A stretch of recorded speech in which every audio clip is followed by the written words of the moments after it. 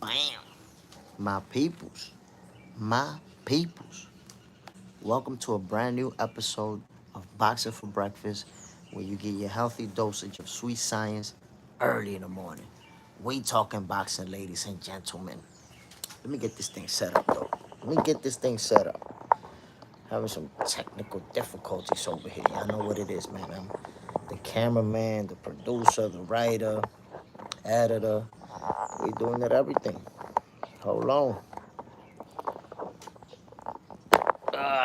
Here we go. What's the deal, Si? Salute, my brother. Boom. You already know what it is, man. Interesting topics of conversation for this morning's episode of Box Center. And, we're going to be talking about the whole situation with Canelo Alvarez and what's next. Terence Crawford, what's next for him? Side, it might end up worse for Canelo next time around. Look, man, I'm going to be honest. I don't know if there's going to be a rematch. I honestly, because I know that after a fight,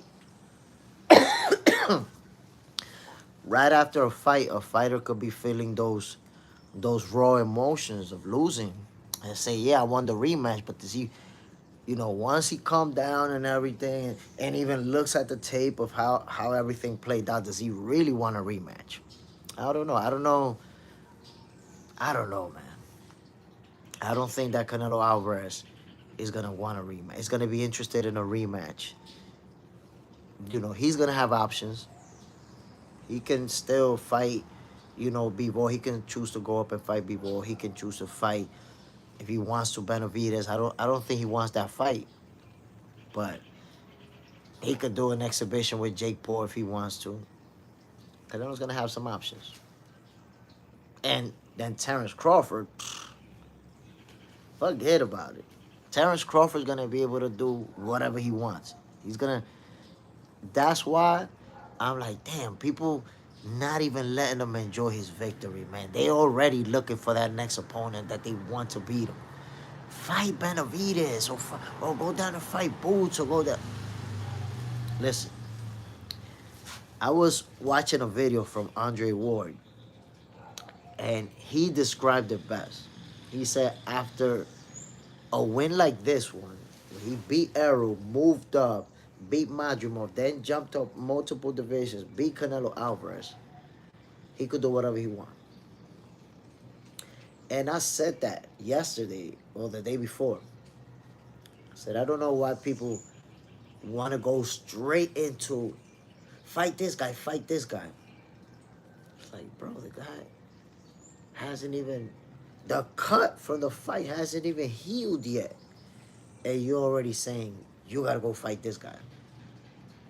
So you see that no matter what he does, he's not going to get his flowers.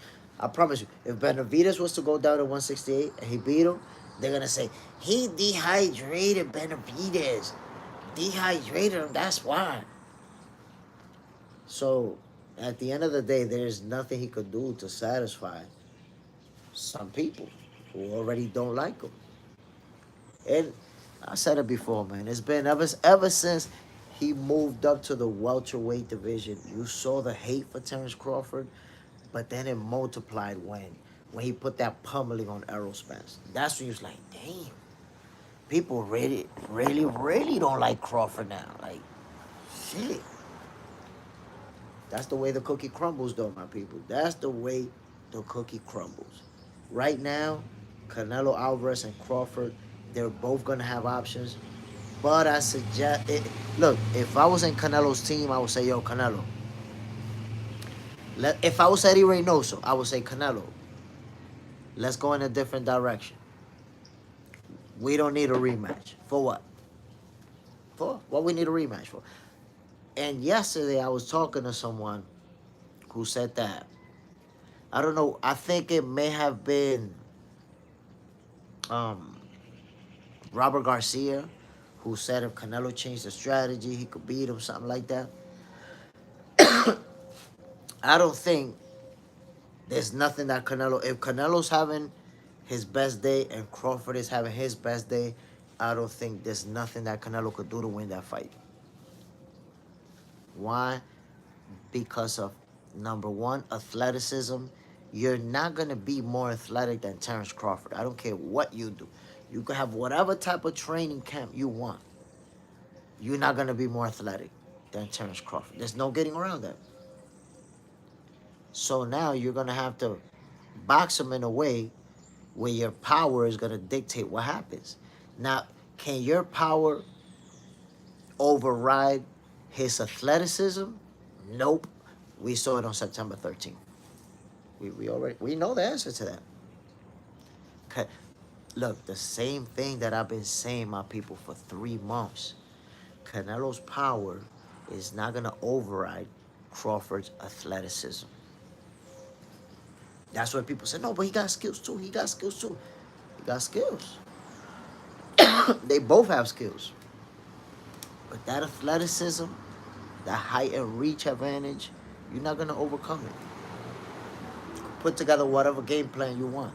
The next fight plays out the same way, possibly worse for Canelo Alvarez. Possibly worse. Because I'm telling you, my people, Crawford could have went for the stoppage in the 9th round. So now that Crawford is the new face of boxing, what's next for him? Whatever he wants. That's what's going on right now. Crawford, look, whether he wants to do, whether he wants to appear in more movies, he wants to come out in commercials, endorsement deals, he could do whatever he wants, my peoples. And we're gonna sit here, fight this guy, fight that guy. I'm triggered because you just made Canelo look like a janitor. Nah, don't be triggered. Accept what comes with being the face of boxing. Crawford now gets the perks. You know how many people watch this fight? let me Google it. Right? I'm gonna Google it because I don't wanna make up numbers. You guys who know me know I never cap. I don't make shit up out of thin air. So I'm gonna Google it myself. How many people viewed Canelo versus Crawford? Jacob, 33.3% hopeful. Shalawa King, long time no see, man. Hope all has been well. And you called it with Crawford. Good-ish. Appreciate you dropping in, my brother. Bam, no doubt. I don't know if you got to see that, but I actually did a 1-minute prediction where I predict what's gonna happen from round 1 to round 12. And of course, I know you know I predicted the unanimous decision. But I appreciate it, my brother, because damn, man, you know how it go in these internet streets. People argue with you for 3 months, and then after the fight, they just show up with excuses. Oh, nah, you know, I knew that could have happened too. I was just rocking with the guy I like, but I knew it. I saw it coming too. Oh, you saw it coming after the fight, huh? But you know how it be. Right now, we all have to accept it. Terence Crawford. Wait a minute. Let me Google it. How many people, how many views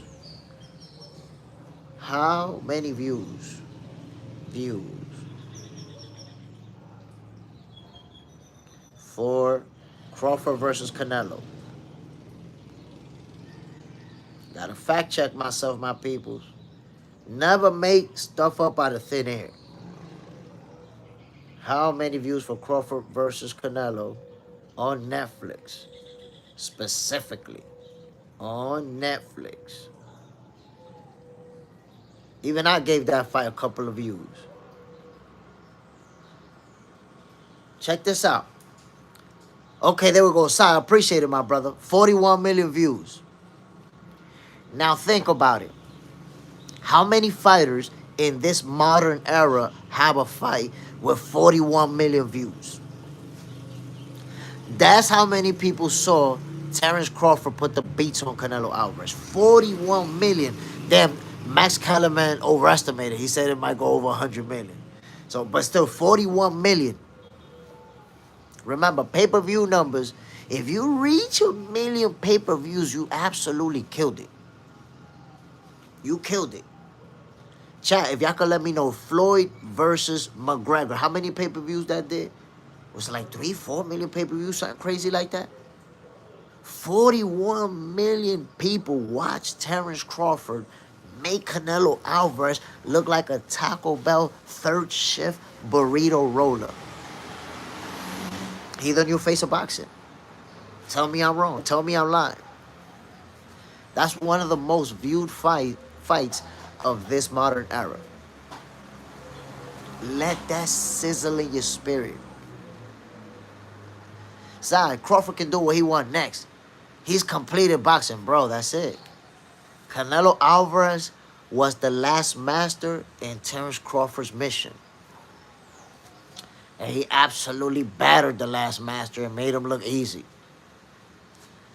Jacob, stop it now. Burrito roller. Come on, man. Easy work. I try to tell the people, they thought I was trolling. And now they look back and say, damn, it's true. Everything you said, the height advantage, the reach advantage, the footwork. How are you going to get past that? The athleticism from Terence Crawford, Canelo Alvarez is tailor-made for him, baby. You tailor-made to get your ass whooped. Let's keep it 100. Now you could look back at everything I said and be like, damn, this nigga wasn't capping. It's true. It was going to be easy work. Seen it coming a mile away. And you know why? People wanted to believe that my prediction was based off of, oh, I like Terence Crawford. Oh, he my favorite fighter, so I'm rocking with him. And it was not. Look at the two fighters. While everybody was clinging on to that size and power for dear life, like he's strong, he hit hard. Bro, wasn't that the same narrative with Errol Spence? Wasn't the narrative with Errol Spence that he was too big, he was too strong, Crawford was too little, Crawford was not going to be able to handle the power, Errol Spence was going to break him down and ultimately stop him. Does it sound familiar? Does that narrative sounds familiar? I'm not comparing Errol to Canelo. I'm not saying that they're the same. Does the narrative sound familiar? Too big, too strong, Crawford is too little. He's going to get knocked out. And every time I say, my peoples, I'm getting this deja vu. Like, I try to tell everybody that Crawford was going to stop Errol. Oh, you don't even believe that. You trolling. Errol's going to beat him up. And look. And by the way, I hope some people learn two things from this fight. Number one, never use a previous opponent to try to dictate the outcome of a future fight, ever. So, the notion that, oh, well, Gamboa hurt him, imagine what Canelo's gonna do when he lands. That's straight up goofballery. Why? How did Gamboa wobbling him help Errol Spence when he got pummeled? How did Gamboa wobbling him help him with Madrimov? So why would you think that a fight from 10 years ago, over 10 years ago, would be even relevant today? That don't make, now you have to look back at that logic and say, damn, that should have, it don't even make no sense. Fuck was I talking about? What are we doing over here? The Hydro Grind. Good morning, my peoples. My peoples. Salute, my brother. Bam, you already know what it is. We talking about Canelo Alvarez and the new face of boxing, Terence Crawford, who, that's it, he owned the sport. 41 million people watched him whoop that ass. And you know what's the interesting part about that? 41 million people is the initial figures from Netflix. But guess what? And I'm not even going to bring up illegal streams because you know how that goes. But there's a lot of legal streams. Like, I'll give you an example. Netflix will license ESPN to broadcast the fight in South America, let's say. And they'll broadcast it like it looks like it's on ESPN, but they were licensed to broadcast it from Netflix. But not in the U.S. They'll do it, let's say, in Guatemala and some other countries. My point is that there's a lot more views than that 41 million. I don't know the number. I'm not gonna guess something or make it up out of thin air. But that 41 million, when the final figures come in, overall is gonna be a lot. So compare it to Canelo Alvarez most viewed fight of his entire career. If anybody could Google that. What's the most viewership he ever got his whole career in a fight? Jacob, I ain't gonna lie though. What's up with all that? These people being disrespectful to Mayweather, to Boost, but that shit is so weird. Like, why put someone down to up another? Man, listen, I could never understand that, bro. I could never see why you have to diminish this fighter to uplift the guy that you like. Because I tell you what, look at the difference between the people going for Canelo and the people going for Crawford. The people going for Crawford, they like, he's gonna whoop him, he's gonna beat him up, he's gonna do this, he's gonna do that. And the people that's going for Canelo, they like, he didn't beat nobody. Arrow was washed. Gamboa hurt him. He lived. Like, for whatever reason, your argument has to be to try to diminish Crawford and diminish his greatness. There's a problem with that.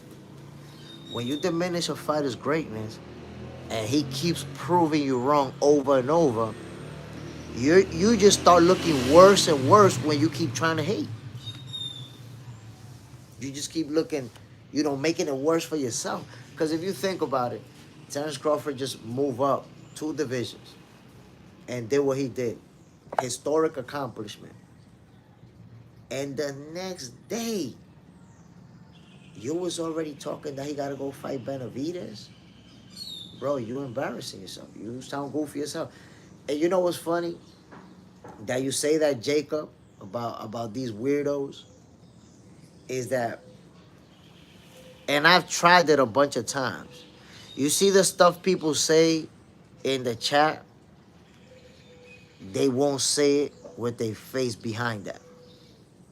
Why? Because you can say whatever you want right there. When that chat is over, that comment is going to disappear. That name right there, ain't nobody trying to Google you and find out who you really are and all that shit. So you just say whatever you want. But when I invite you to come on the show and say that same shit, then you don't want to jump on. You're like, nah. Why? You can't put your face behind your words because you know you're saying some goofy ass shit. You know you're going to look dumb as hell saying all that. So what do? You type it in the little chat. This live is over. Your comment going to disappear. And that's it. We move on from that. Come on now. We see it every day. We see it every day. It is what it is. But I'm going to tell you what. When you look at Terence Crawford and the narrative that's always followed him, and he keeps, whether he's beating a champion, whether he's moving up, and there's always been some type of narrative that he's not good enough. And then he does this. Your heart got to be crushed. If you a Terence Crawford hater, and you've been saying that Canelo's going to knock him out, you already convinced yourself that Canelo's going to knock him out, and you had to watch that fight, you're going to hate him even more now. They hate him even more today. You don't see that they didn't even let that man... Yo, his cut hasn't even healed. Cut still healing. And they're already like, fuck Benavidez. You ducking Benavidez. I'm like, damn, why y'all so angry, bro? You don't even want this guy to celebrate or nothing? You just... Damn, why not just ask him to get in the ring with Benavidez and Usyk at the same time while wearing roller skates? Like, what are we doing? Jacob, facts. Only way you didn't enjoy the fight is if you're literally hating Crawford. Bro, Terence Crawford, that was one of the most perfect fights that we've seen in boxing in I don't know how long. Like, this was a performance. And the same day I told y'all that Bud was gonna arrow him up. Oh, nah, you want it. And I said it wasn't gonna be a stoppage. But I said Canelo was gonna get arrowed. It was gonna be another one of those performances where you're like, oh shit, what just happened over here? We just witnessed something special. And you still get up hating the next day? You still wake up, fight Benavides, fight somebody that Man, listen. Right now, Terence Crawford is the face of boxing. Relax. Wait. He gonna let us know what he's gonna do when it's time to get it done. This guy right now is gonna have movie offers, commercials, endorsements. Everybody want him to go on their show. He ain't got time for all that. All the hating. Superman, you never sung the song. Oh, you missed it then. It got sung, trust me. Jacob, I lost money on Canelo, and that was a beautiful display of art form known as boxing. The thing is, Jacob, that you're a fan of boxing. So you could be a fan of Canelo, but you're still a fan of boxing. So even though you're losing your money, you know you're watching a great fight. That's why. But if you're not a real fan of boxing, if you just cling on to a few fighters, you didn't enjoy that fight because you didn't get the outcome that you wanted. It was a horrible fight to you. Some of the people that was like, Canelo's too big, he's too strong, he's gonna knock him out. Some of those people was like, oh, that was a boring fight, man. Crawford was running all day long. I'm like, damn, how do you get lumped up like that by a guy who's just running? I don't understand. Superman, oh word. I was thinking about that yesterday. I missed it because I had to go to service. Yo, you should go back and check it out. Trust me. It got serious. Superman. That was a great fight. It was a great fight, man. Terence Crawford and Canelo Alvarez was a great fight. And I'm gonna tell you what makes that an epic performance. This is one of those performances like when Canelo got beat up by Floyd and Floyd made him look easy. But you could go back to performances from Sugar Ray Leonard, from Durant, from Marvin Hagler, from Ali. This is that type of performance where you have two great fighters and Buck Crawford is saying, yeah, you great, but I'm greater than you. I am the guy. This is the Terence Crawford era. And I'm stamping it by beating you convincingly. Because we don't see nobody arguing, right, that Canelo got robbed. Not one person in planet Earth has said Canelo got robbed. We know what happened. Terence Crawford put the Dre, the beats, and the respective Apple beats on Canelo Alvarez. Swiftly. Jacob, facts. It was clear those who love boxing and those who don't. Remind me of them old money made fights.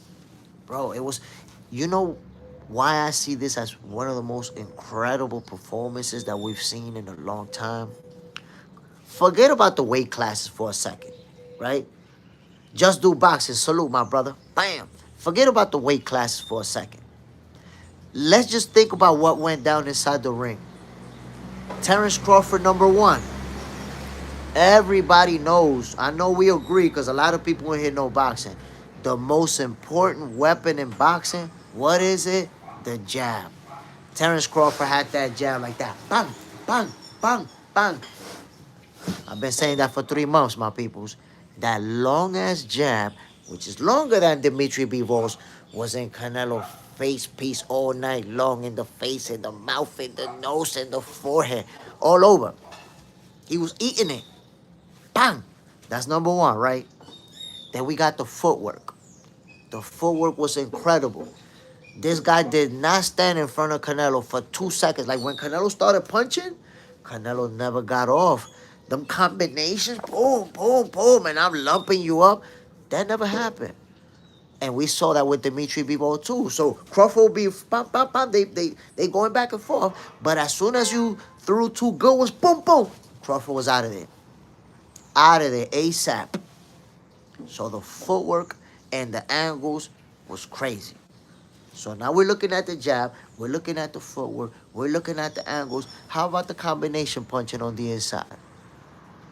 Who won the overwhelming amount of exchanges when they got on the inside close? Pop, pop. Y'all seen that catch and shoot game? Pop, pop, pop, pop. From up close, lumping them up. You know I ain't lying. So Terence Crawford, my people, displayed all facets of the sweet science within those 12 rounds.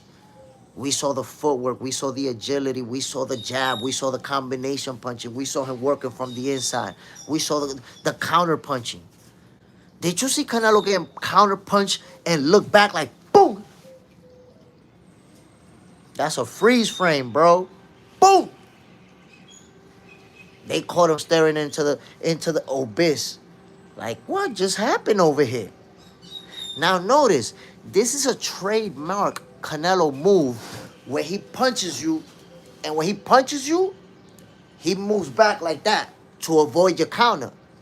Yo, Terence Crawford's counter was so fast for him that when he punched and he tried to back away, boom, he still got hit hard as fuck. Boom! That's why he looked back like that. He couldn't believe that this dude countered that shot. He not used to that. Ain't nobody countering that punch. It's the same thing that happened with Tank Davis that frustrated him with Lamar Roach. I've seen that fight 5 or 6 times already. Tank Davis will catch Roach, right? With not catch him flush, but kind of like catch him, and Roach will be like, boom, and counter punch him with a hard shot. Roach is one of the only, I only seen Roach and Pitbull do that. Like Tank Davis catch him with a hard shot and they counter him with another hard shot right behind that one. Nah, you just don't do that because Tank hit too hard. But there's fighters, 2 fighters who managed to do it. And Crawford was doing that to Canelo Alvarez. Get hit, boom, hit him right back. Had him feeling it. So now, 40-something million views on Netflix alone, besides other stuff. Crawford is the face of boxing, my people. It's just time to accept it. J Max, looking good, J Smith. Appreciate it, brother. Bam! Jacob, I think Crawford's counter-punching is what stood out to me. He continuously countered a counter. The counter-punch, man, is... There's not a lot of people in boxing that can counter-punch like Terence Crawford. Tank Davis is one of them, but Lamar Roach got the best of him. Lamar Roach got the best of him. We know now that Lamar Roach is an amazing counterpuncher. But I digress. If Terence Crawford is now the only 3-division undisputed champion in boxing history, the only one, think about it. Over 100 years of boxing, all these great fighters, and there's only one who's been undisputed in 3 divisions in the history of the sport, and that's Terence Crawford. Not Manny Pacquiao, not Floyd Mayweather, not Muhammad Ali, not Sugar Ray Leonard, not Marvelous Marvin Hagler. It's Terence Bud Crawford. He's the guy. So without a doubt, whether you like it or not, he's the face of boxing. Let everybody know. They can get used to it. Accept it. Now, if you think you can make an argument against it, let me know. Feel free to enlighten me what fight Canelo has had where over 40 million people tuned in. Run the numbers. Because I'm not a psychic, but I'm pretty sure Canelo's been on pay-per-view for a long time, and there ain't nobody who done nowhere near no 40 million pay-per-views. J Max, I believe if there's another fight, Roach could win again. I believe he won the first fight. Me too. I believe Lamar Roach won the first fight. They gifted that draw to Tank Davis. And I predicted when they actually had a date set, the fight was going to happen, I predicted that Lamar Roach was going to win that fight. And people was telling me, nah, Tank Davis going to knock him out. He just wasn't the same that night. Oh, he wasn't the same? My boy, when somebody baiting your ass, you're never going to be the same. Was Canelo the same when he was getting his ass beat by Crawford? No. Nobody look the same when they getting their ass beat, bro. Lamar Roach is just that nice. That's the reality. The reality. Lamar Roach is that nice. Gotta give him his respect. Yoda, what do you say to tankaholics that argue he's the face of boxing? Like I said, man, Terence Crawford is the face of boxing. Tank Davis could be the face of exhibitions. We could give him that. Jacob, he is the face of boxing. But to me, in basketball terms, Mayweather is Kobe. Ali Tyson. Leonard, depending on age and hometown, they're Jordan. And Bud is Braun. Jacob. By the way, Kobe is the GOAT to me. Same as Mayweather's the GOAT to me. Look, man, I got Kobe and Jordan right there. I I can't put Kobe ahead of Jordan because Kobe tailored his game after Jordan. Most of his trademark moves came from Jordan or an extension of him. So I can't put him ahead. I got Kobe and Jordan. To me, that's the best players, the best ball players that I enjoy watching. To me, was the best Kobe and Jordan. Right there. Put them together. Raw Dog, did you see the Bohachuk fight? When was that fight? I think I saw it. I think I was calling that fight. When was that fight, Raw Dog? Let me know when it was. And my people and Raw Dog, do you agree that Terence Crawford is now the face of boxing? Now that he put the beats on Canelo? I want to know your opinion. Are people ready to accept who the new face of boxing is? Yo, the prelim. Oh, that was Saturday? So if that was this Saturday, I didn't see it. If that was this Saturday, I didn't see it. I'm going to tell you that right now. Raw Dog, Buzz, pound for pound. Face, I don't know. I mean, come on. We already know he's number one pound for pound. We not even asking that because that's unanimous. Everybody know that. Tac Nacho. No way. Canelo needs his get back. Honestly, Tac Nacho, I don't think is a good idea. And I'm going to tell you why. I watched a video, not a video, a post, where it's a quote from Eddie Hearn, and he's saying he doesn't think that Canelo wants that rematch because stylistically it may play out the same. I don't think he said it's going to play out the same. Let me just look at the damn quote, man. I'm over here. I'm going to make some shit up out of thin air trying to figure out what Eddie said. Hold on.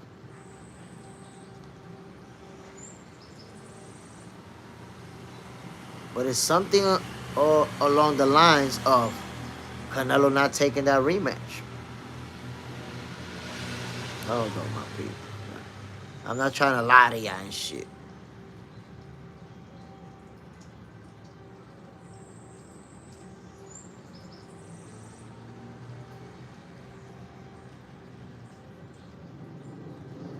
Well, basically, Eddie Hearn is saying that he can't imagine Canelo wanting to take that rematch. And I'm going to be honest, I don't see it either, my people. The reason why I don't see it is because look at the way the first fight played out, and you see the difference in athleticism. There's a difference. Raw Dog, Eddie don't know. You're right about that. He doesn't know. But when we watch that fight, there's a difference in athleticism between Crawford and Canelo that suggests a rematch will play out exactly the same way. You're not going to change. You're not going to be able to change what Crawford does to offset what you're able to do. You're not going to be able to change it.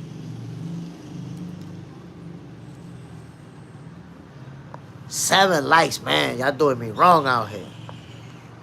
Jason Williams. He lost to Brandon Adams. I don't know what you're talking about. Rishab. Canelo can only win by a controversial split decision against superior fighters. I mean, I wouldn't say that. It's all about styles make fights. And Crawford has the styles to beat him 10 out of 10 times, bro. A rematch does not play out any different. Actually, it plays out worse. Because in the ninth round, Crawford could have went for the stoppage. And he opted to box him. Rick, Bud not the new face of boxing because he's not sealable. I mean, I don't know what you're talking about. How did you come up with that conclusion? I don't know. Raw dog. That's a narrative, Rick, that you've been running with for a long time, but you know, over 40 million views on Netflix. Yeah, yeah, buddy. I think you confused. Raw dog. Yeah, most run versus Canelo. Bud doesn't. Rashad, Bud. The judges can help Canelo. They tried to help Canelo, my brother. You didn't see two of them. Only saw Crawford winning by 2 rounds. According to two judges, Crawford needed the championship rounds to win the fight. They had it that close. So they tried. They tried to help Canelo out. But when somebody get beat too convincingly, you can't do it. I know if anything, they're like, yo, bro, we try to help you, man, but you was out there getting beat up.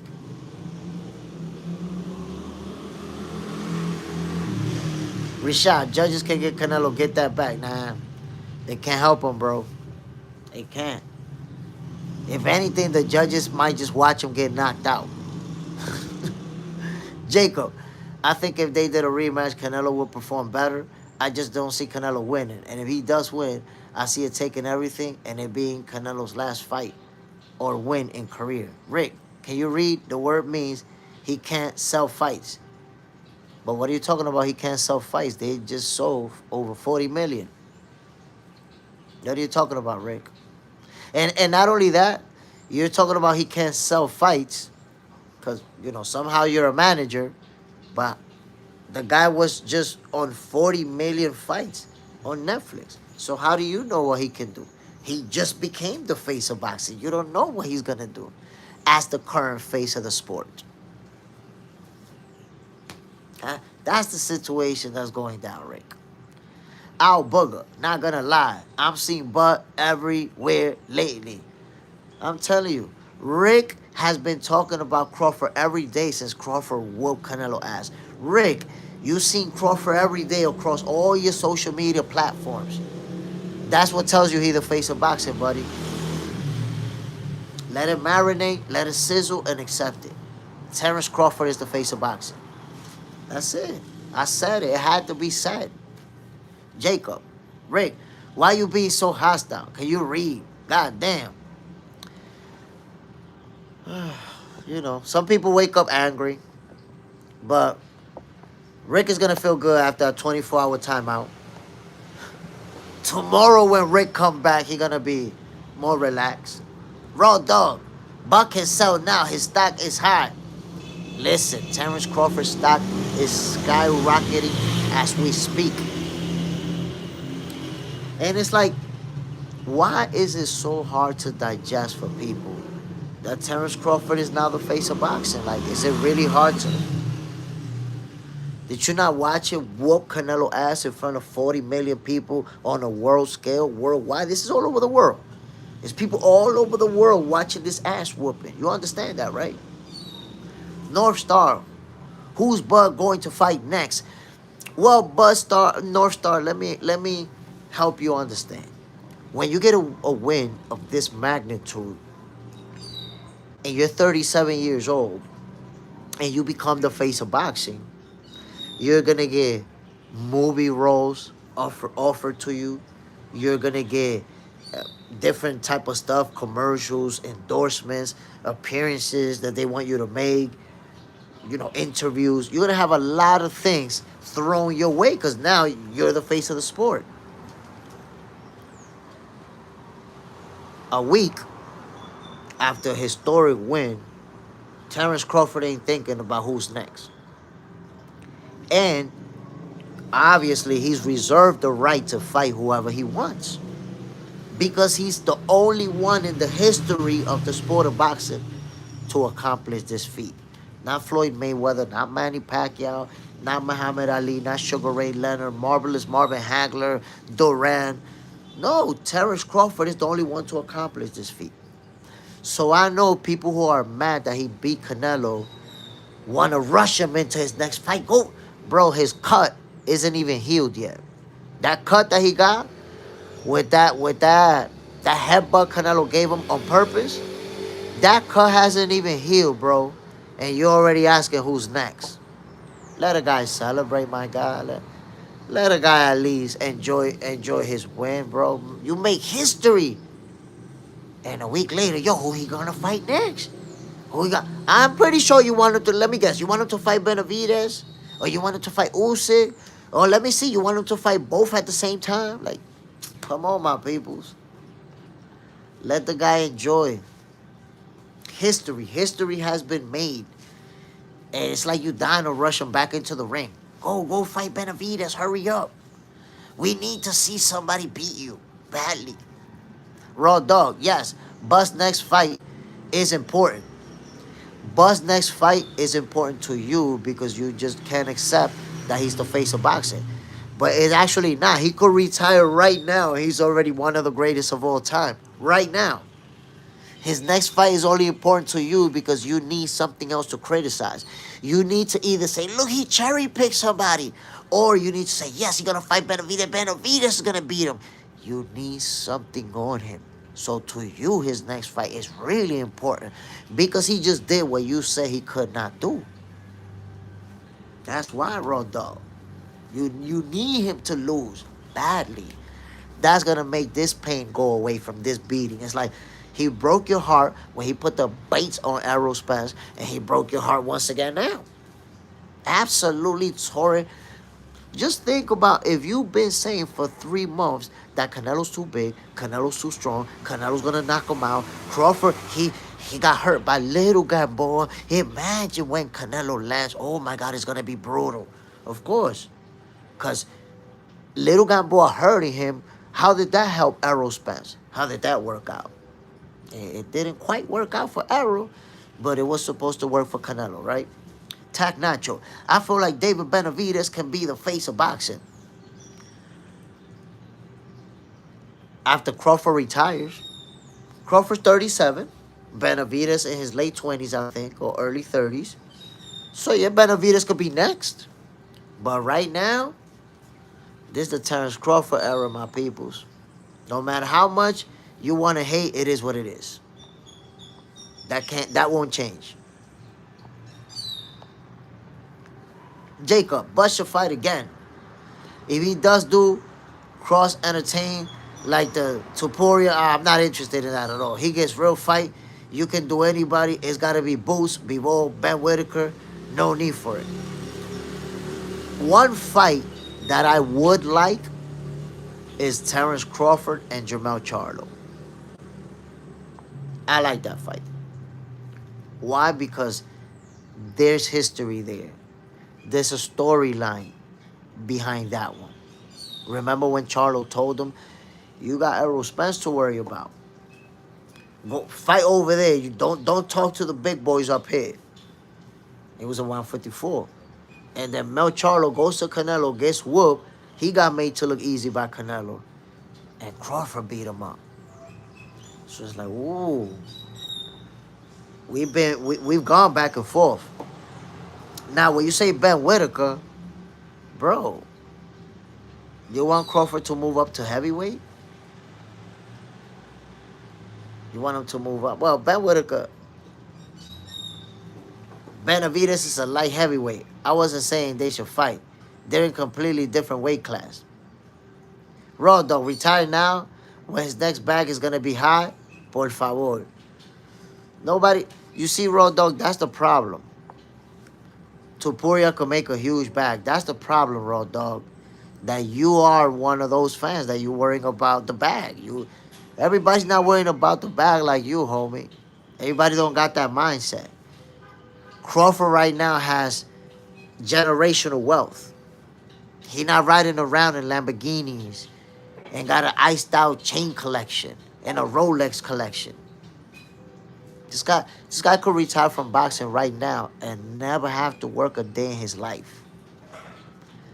And you're like, he could make a huge bag. He could make a huge bag. This guy got 50 million in the bank right now, bro. 50 million in the bank, businesses, buildings, properties. And you're talking about he could get the bag. Yo, everybody don't need that bag that you're talking about, bro. $1 trillion dreams. Bud did his thing. I always said if he beats Canelo, it will be in his fashion, not be bold, but in his, and will make it even greater because he kept his identity in the ring. I mean, there were some similarities in what he did and what Bivol did. There were some similarities. Jacob, Ben Whitaker's 175. Okay. Ben can go down to 168. I doubt it, man. I really doubt it. But again, Jacob, let me show you. Watch this. You was rooting against Crawford, or you were saying Canelo was gonna beat him. He beats Canelo, and now you're saying fight Benavidez, a guy that's at 175, and fight Ben, another guy that's at 175. When you previously were saying that he's too small for 168, he's too small for Canelo Alvarez. So why would you say that he's too small for Canelo Alvarez, too small at 168, but now you want him to go fight guys that are 175 pounders? Look how bad you want him to lose. That you thought he was too small here, but you wanted to fight guys who are up here because they can't even make that weight. That's it. I said I was waiting for somebody to ask for Crawford versus Usyk, but somebody did that yesterday. That he should move up and fight Usyk. They already did it. So again, it's like, it's always that narrative of wanting to fight the guy, somebody you think that could beat him, somebody much bigger. It's like, yeah, this big dude, he got a chance of beating him. Yoda, why nobody calling for David to fight Usyk? They only call for Crawford. Why they not calling for Tank Davis to move up and fight Jerome Boots Ennis? Why not? It's only Crawford that they want to move up. Come on, bro. COE Films, Crawford back in the lab. Dude is just a gym rat. He's been like that his whole career. Been like that. I've been trying. Look, when he was gonna fight Arrow, and that's what I love about YouTube, man. You post a video and that's also your receipt. When he was gonna fight Arrow, I try to explain to people. Errol Spence, and this has been told to me by multiple people in boxing. Errol Spence has always been the type of fighter, well, or at least after he started making big money, right? After he started making money, he turned into the fighter who, if he didn't had a fight lined up, you wasn't gonna see him in the gym. Period. You was not gonna see him in the gym. He was gonna be chilling. He was gonna be drinking. He was gonna be smoking, partying. That's why you can find a lot of pictures of Errol Spence with a big gut and chest looking like boobs and shit. You can find pictures like that. I dare you to find one. I dare anybody in this chat to find one picture, just one, where Terence Crawford has a big gut and boobs like that. And, you know, just skin hanging like that. I challenge, just find one. I challenge you. So what I try to explain to people when Bud and Errol was going to fight is that Errol Spence was a guy who, great athletic ability, great fighter. But when you have a guy like that who doesn't go to the gym, who gains a lot of weight, guess what? When it's time to fight, Errol got to spend a lot of time cutting weight because he ballooned up. 180, 190, I think even 200. So in that training camp, you see this is the training camp, the length of that training camp. While he's preparing for the fight, he's taking a big chunk of that training camp that he's putting concentration into losing weight, into cutting all that weight that he gained between fights. But Terence Crawford, within that training camp, by here, he's already a few pounds from making weight. And he not struggling at all. He doing his thing, doing his training, eating healthy, doing what he's supposed to do. So guess what? By the time they make weight, Terence Crawford put way more work into his craft when Errol Spence put way more work into dropping them pounds, into losing that weight, into making weight. While you was inside of a sauna like this, just laying there, trying to burn some of that weight, Crawford was in the ring, working on that catch and shoot, working on that left hook, that right uppercut, working on the mechanics. You're over there in a sauna trying to lose some pounds.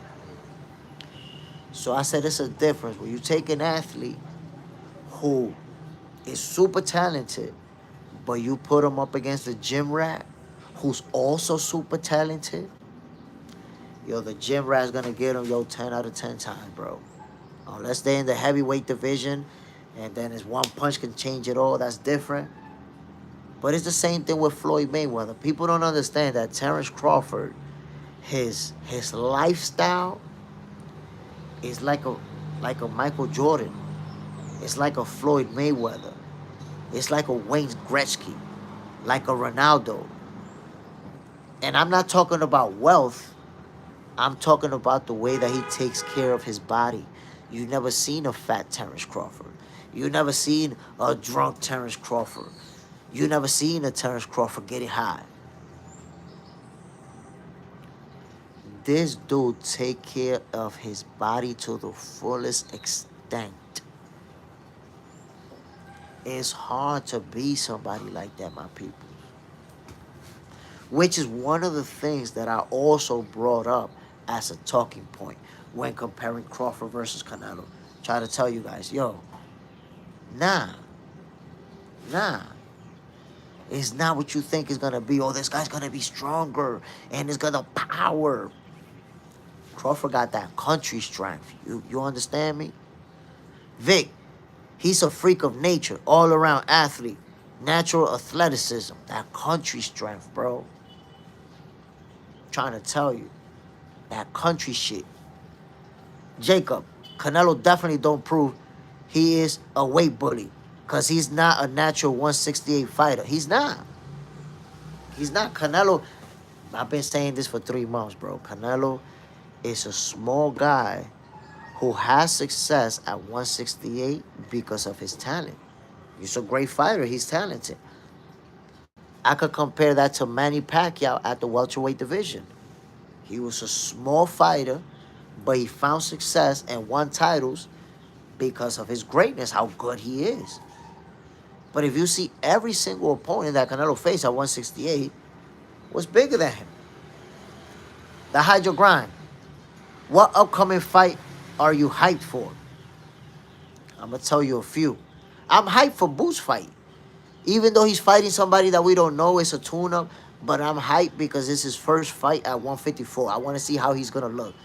Is he going to look good? Is he going to look powerful? Is he going to knock this guy out? Or is he going to look pillow-fisted in that division? So I'm looking forward to that. Devin Haney versus Brian Norman Jr. I'm looking forward to that. And I guess we'll be looking forward to the Tank Davis and Jake Paul exhibition show. Even though it's not a real fight, it could be scripted, but for entertainment purposes, I guess we'll be watching it. Vic, Pitbull versus Roach. I like that fight. Vic, tailor-made European opponents. Jacob, Lima, nice, but Boots wins, I think, by stoppage. That's what I'm saying, though. Can Boots get the stoppage? Can he get it? Good, look, we seen fighters knocking everybody out. Move up one division, ain't knocking nobody out no more. Done. That's it. Your power is stood in that previous division. You didn't bring it with you. It happens. I gotta see Boots actually do it at 154 rather than assuming it. Tekle Wayne, what is your real fact? I don't know what you mean by that. Victor Conti, if it's on Netflix, it's scripted. Vic, Roach gonna smoke Pitt. I agree with you 100%. I gave it a thought, but I agree with you 100%. Lamar Roach, we found out he's a special fighter too. The way that he put the Drake, the Swiss, and the respective Apple beats on Tank Davis, I have to say that Lamar Roach is the truth. We gotta respect him. COE Films. We know that Ennis fight is a wash. Jake Paul fight hurts boxing, especially after Bud just restored the order back to where legacy equals big money. COE Films, but I've been saying that legacy and money has always gone hand in hand in boxing. Look back at the guys with the greatest legacies and think about the money that they were making during their era. If you think about Muhammad Ali, George Foreman, Joe Frazier, Sugar Ray Leonard, way back to Sugar Ray Robinson. If you go to Duran, if you go a little bit forward or closer to this times, if you go to Oscar De La Hoya, Floyd Mayweather, if you look at all the people with the best legacies, bro, they was the ones making the most money. Or amongst the fighters making the most money. But now we try to separate it. Oh no, because he's chasing for legacy. But Tank is chasing for money though. You know, he's going after the money. Like, that is super cap. Tank will make the most money ever if he fought Shakur. He'll make his biggest payday if he fought Teofimo. And I'm not talking about comparing to Jake Paul's exhibition. I'm talking about in boxing. He will make the most money ever if he fight the big names. So it's a combination. It's about making money and not fighting the best to preserve that. Oh, don't skip that part. Roy Ruger, my man, got the Guayabera shirt on. Well, I'm missing the pockets, but you know what it is. We in Dominican Republic, repping boxing, repping the sweet science. Jacob. And Buzz said he would fight Jake too if they said a number he can't say no to. Roy Ruger, Shakur about to beat Teofimo. So let me say something, Jacob, that you gotta understand. And here's the difference. Terence Crawford is about to be 38 years old soon. He's about to retire. How much? Think about it. You're the greatest. You accomplished, what he's done. Are you gonna fight till you're 45 years old? No, he's gonna retire. Can't be that much longer before he says, okay, it's time for me to go. You have to take that into consideration, my guy. So, if you're about to leave the sport and you take an exhibition, that's not the same as 30-year-old Tank Davis, who just finished getting his ass whooped by Lamar Roach, who had a rematch date set. Bro, they had set and announced a rematch date. To walk away from that shit to an exhibition fight, man, that's out of order. That shit is out of order. Tarzan Ropes. Yeah, gotta give respect to Canelo for taking this fight. I don't know why. It's almost like, damn, why not give respect to Crawford for winning it? It's like you avoiding it. Like, yeah, I got people giving Canelo lifetime achievement awards. Yo, Canelo has had a great career, and Canelo this and gonna. Like, I understand you want to give a compliment to Canelo, but can you at least acknowledge the new face of boxing? God damn. Vic, Teofimo King. Teofimo Lopez and Shakur Stevenson, man, that's a fight I've been excited about, and I've been talking about it. You guys know that I even said there's a lot of haters that they don't want that fight to happen because they don't want Shakur Stevenson to get the big fight. Here it is. Here it is. Prince Badi. It's about making big money while fighting the most desired fights. Shy Guy. Good morning, Jay Smith. Appreciate you dropping in, my brother. You already know what it is. We talking boxing. I don't know if you guys missed it, but I was shadow banned for a few days last week. Netflix took down a couple of my videos. If you was there, I went live and I was calling a fight. Papá, mira, papá. Morning. Come and give me a hug. Mira. Come and give me a hug. You want to say good morning to the people? El pájaro. Oh, Spider-Man. Spider-Man is in the building. El Spider-Man puede salir a la noche. Yeah. Y el Spider-Man puede salir al día Sí. para que pueda Buen día, mi amor. Give me a hug. Give me a hug. And go with mommy. Go with mommy. Papi, no te la comido tu comida. Papá, papi, no te ha comido tu comida. Un chin comió. Ahora pues. Ándalo con mami. ¿Y por qué no comió? Yo te digo ahorita. Everybody saying hi to you, Ryan. Vic, depends. Some reach for greatness. I mean, Crawford is already in greatness. Prince Body, Netflix was hating on your page. Yo, Netflix took down 2 of my videos and got me a YouTube strike. So I've been shadow banned. This is actually the first day that I'm out the shadow banning. Let's see. I think I may actually be shadow banned. I'm not sure, but I think not because it's over 30 people went in, so maybe not.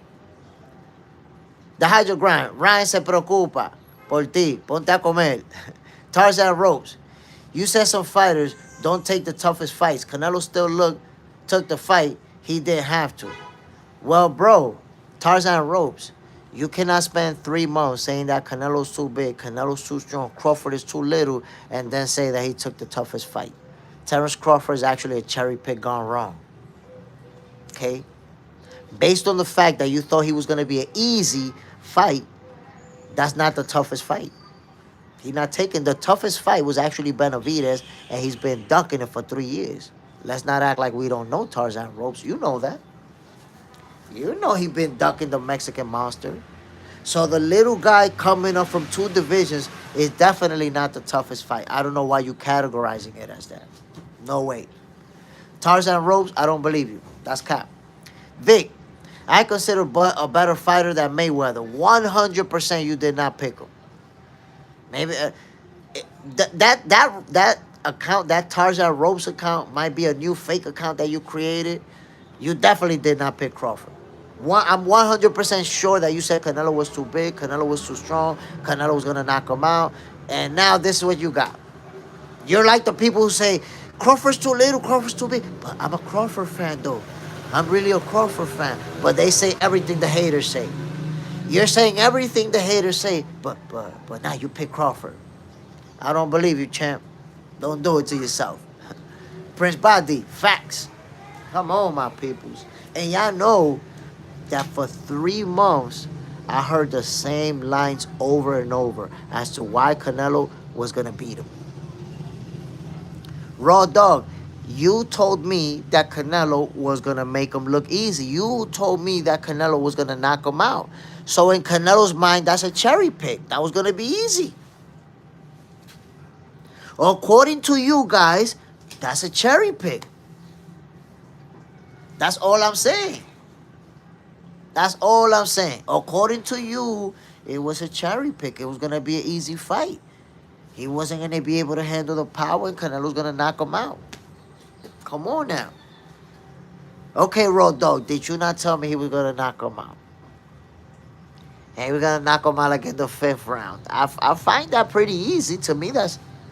If you're telling me Canelo's going to knock him out in the 5th round, I find that pretty easy. That's what you're suggesting.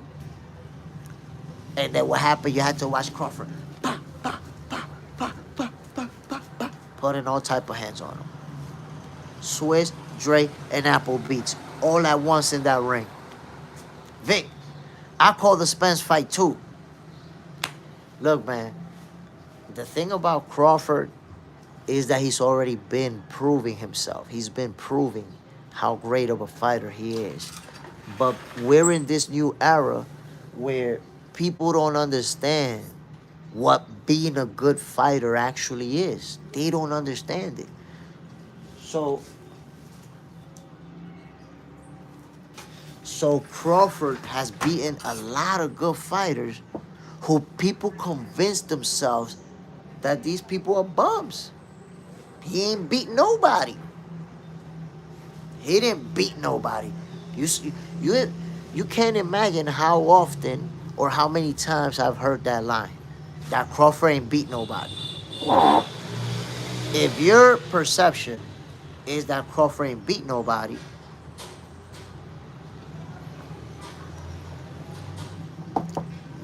that's just simply because you haven't checked the resume, you don't know boxing, or you just don't like Terence Crawford.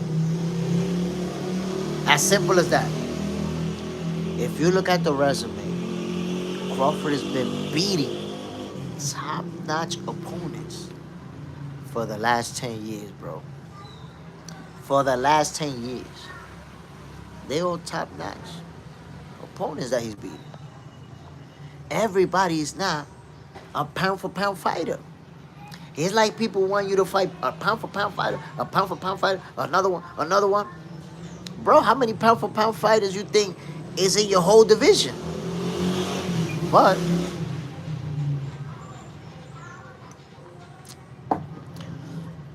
that narrative has been persistent. That he didn't fight nobody. That he didn't beat nobody. When you look at the resume, you're going to find out eventually at some point, damn, this guy's beating champions, former world champions, and highly ranked opponents. He ain't fighting people with losing records. He not fighting actual bumps. He not fighting... Oh, he's fighting good fighters and beating them and stopping them and doing all types of stuff. So for the people who think Crawford ain't beat nobody, how you ain't beat nobody and your resume will put you in the Hall of Fame right now? Who beats nobody and gets into the Hall of Fame? Curve Rod. Now Mexico is begging Benavidez to fight Crawford on some Rocky versus Drago crap. They can't handle black excellence. It's only been evidence since forever. Look, Crawford, he doesn't have to fight Benavidez. He doesn't have to fight Benavidez if he doesn't want to. I don't know if he's going to make that fight.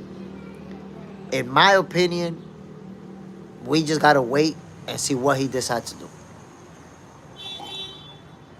Why fight the Mexican monster who's a 175-pounder when he doesn't have to?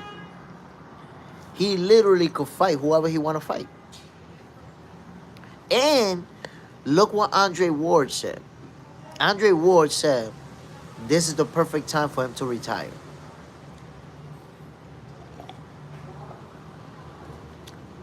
He said it's the perfect time for him to retire because what he's accomplished. Look at this. So you can see.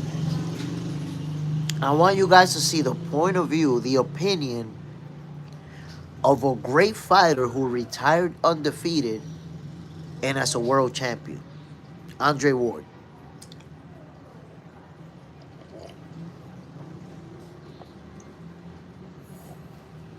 He said, number one, if you Terence Crawford, it don't make no sense to fight Boots. You just beat the face of boxing. Why would you, after beating the face of boxing, the most known face of the sport, in front of 40 million people, go back down to 154 to fight Jerron Boots Ennis, who still hasn't faced his first big name yet, who still hasn't been on a big stage yet? That's like you trying to reach out to help him out. Let me help you out, son. Let me bring you to the big stage over here.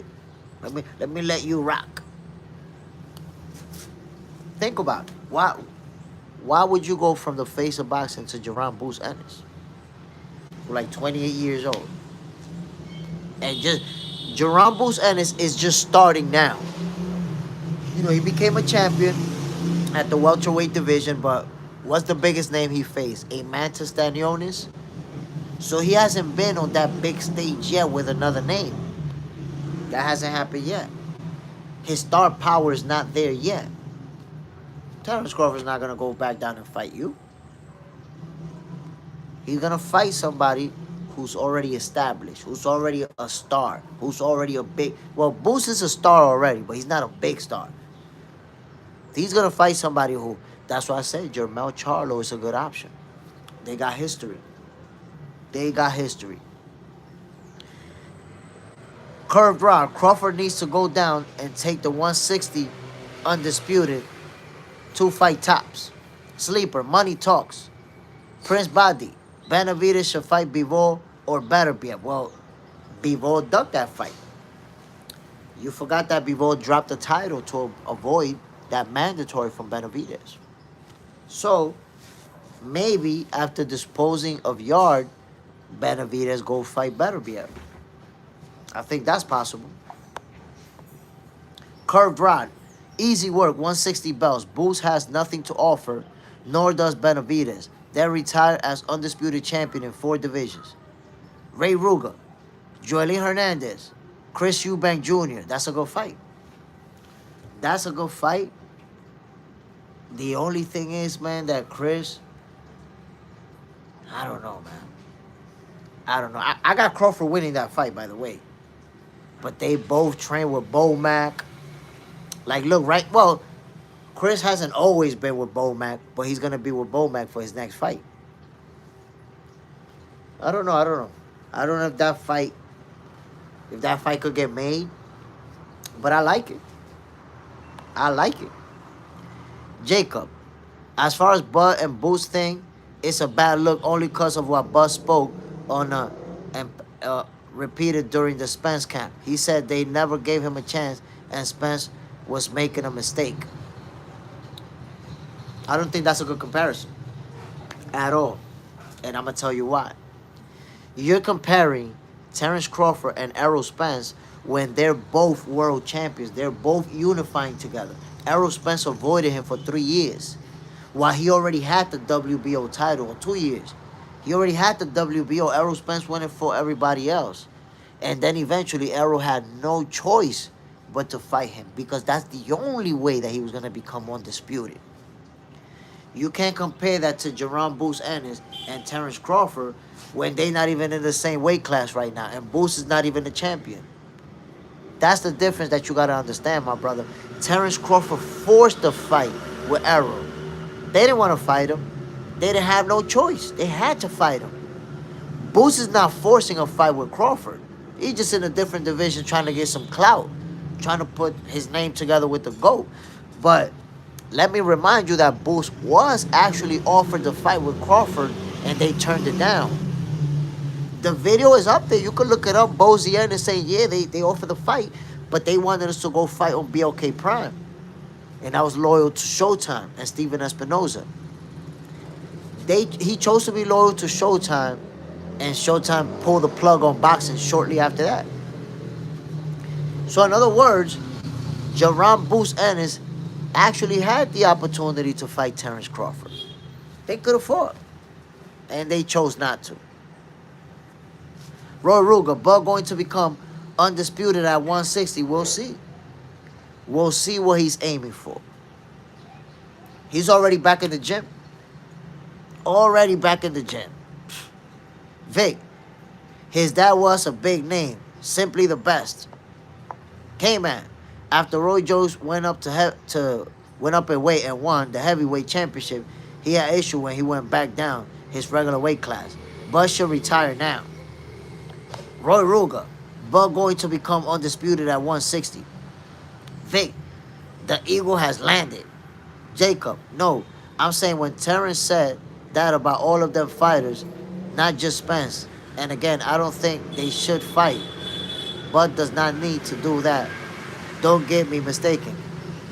No, but what I'm saying is that Terence Crawford forced the fight with Errol Spence. Boots, he would like it, but they not like, look, the ship for Boots already sailed a long time ago. Terence Crawford already said, I'm not going back down to 154. That ship sailed. So there's literally no need to even bring Boots' name up when we're talking about Terence Crawford. They're not even in the same division. What is really the point? Boots is about to make his debut with a tune-up. Think about that, Jacob. He's about to fight at 154. He had the possibility of fighting Virgil Ortiz, and he turned that down in favor of a tune-up at 154. You really believe he want to fight Crawford, bro? When he out there asking for tune-ups? Let that, you analyze that so you can see.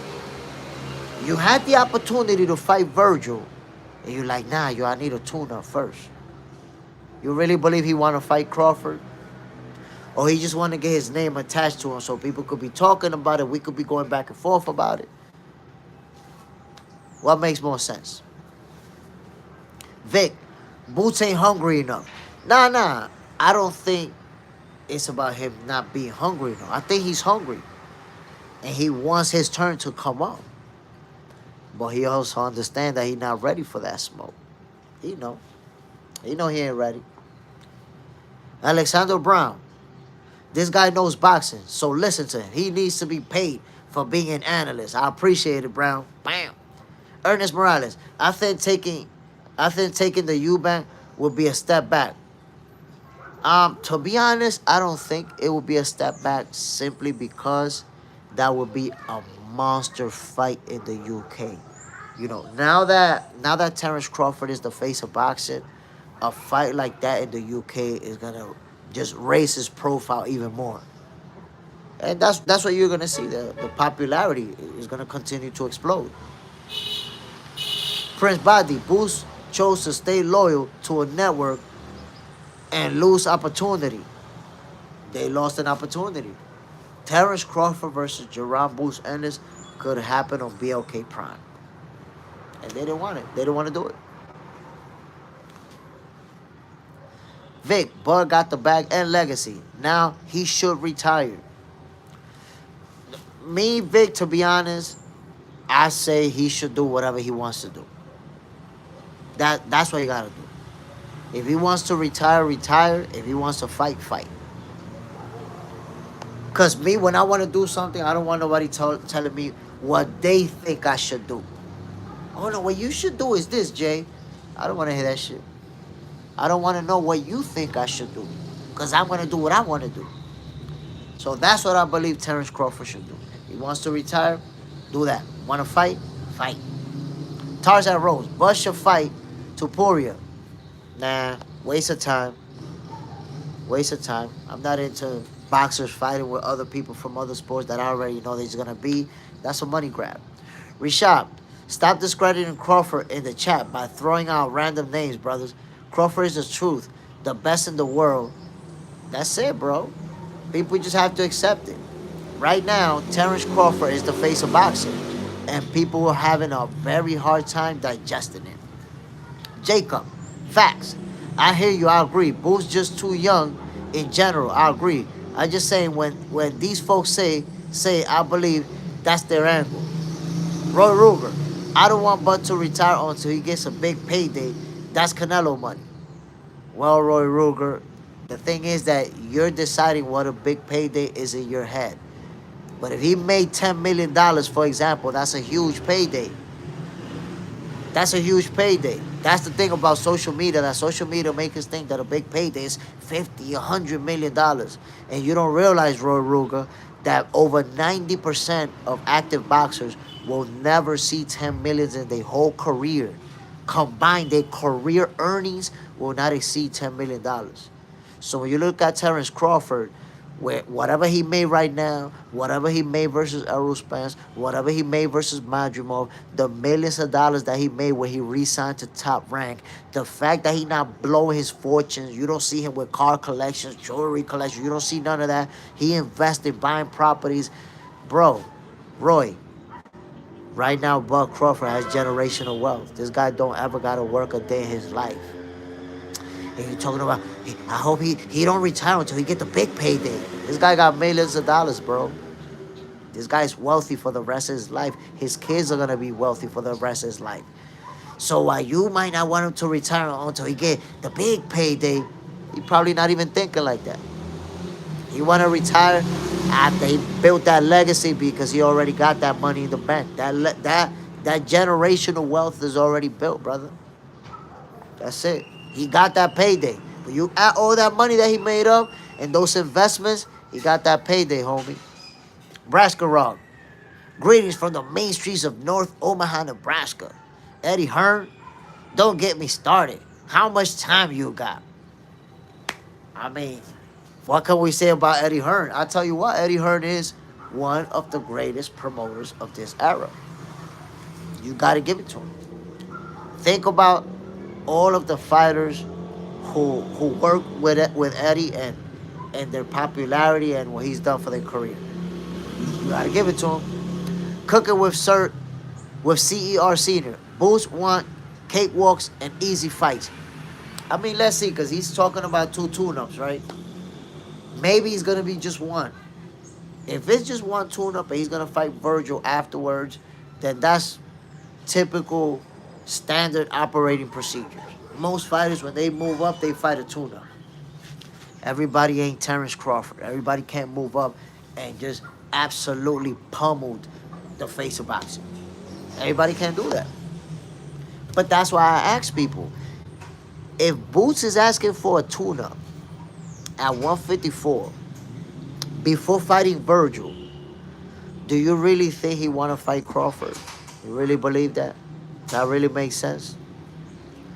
Or he's just calling him out for clout, so the fans and we get to talking about it. Oh, Boots and Crawford, Boots and Crawford. Boots don't really want that action, B. He know he not ready for that smoke. Ernest Morales, the big question for me is, if Bud is through making history, we don't know. Because I'm going to tell you what, Ernest Morales, Crawford was in the gym yesterday. This guy was in the gym yesterday, hitting the bag, jumping ropes, shadow boxing. Yesterday. Curved Rod. The big payday came from Mayweather and Canelo wanted to be like Mayweather. Crawford is a simple family man. He's paid. That, you see, Curved Rod, you said something that is on the money. People think, especially new fans, people think that a big payday, you got to make 100 million. They think about these figures and they don't realize that this guy's wealthy. This guy has a huge mansion, multiple vehicles, a lot of money in the bank, owns properties, owns investments, owns his own gym, got all types of money coming from everywhere. Appeared in a movie, get royalties from that shit, appearing in shows like Crawford is his money is going in a lot faster than he's spending it because he's not blowing his fortune. And he's getting the bag from all type of different angles. But people think, you need a $100 million check so it could be a bag. Meanwhile, Crawford been a millionaire for like 10 years already. This guy signed $1 million contract for millions of dollars with Top Rank and then resigned for more millions of dollars. And served the whole contract out, got paid, made all that money. And now he's been making the bag, got the Arrow fight, for Madrimo, got the bag for BOK Prime, now got the bag with Canelo. And what are we talking about? Well, he got to get a bag, though, before he retires. What you mean he got to get a bag before he retires? Reed, every fight will be a big payday for him from now on. He earned it, point blank. Every fight will be a big payday, but he's been getting big paydays. Like, how do we, right, we regular people, I bet you most of us don't make over $200,000 a year. And I don't make nowhere near that, but I'm just saying there could be somebody here that make $200K a year. How do we, $200K a year, don't feel like making $10 million is not a big payday? Because we're deluded. We're deluded by all these numbers that we see out there. Meanwhile, your whole career, you'll never make nowhere near half of that amount.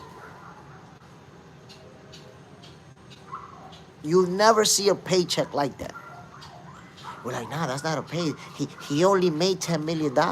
Which, by the way, I don't really know how much Bob made. They floated that figure around, and I'm hearing that there's going to be a bunch, way more money than that. But again, why do people even care so much about the pocket watching?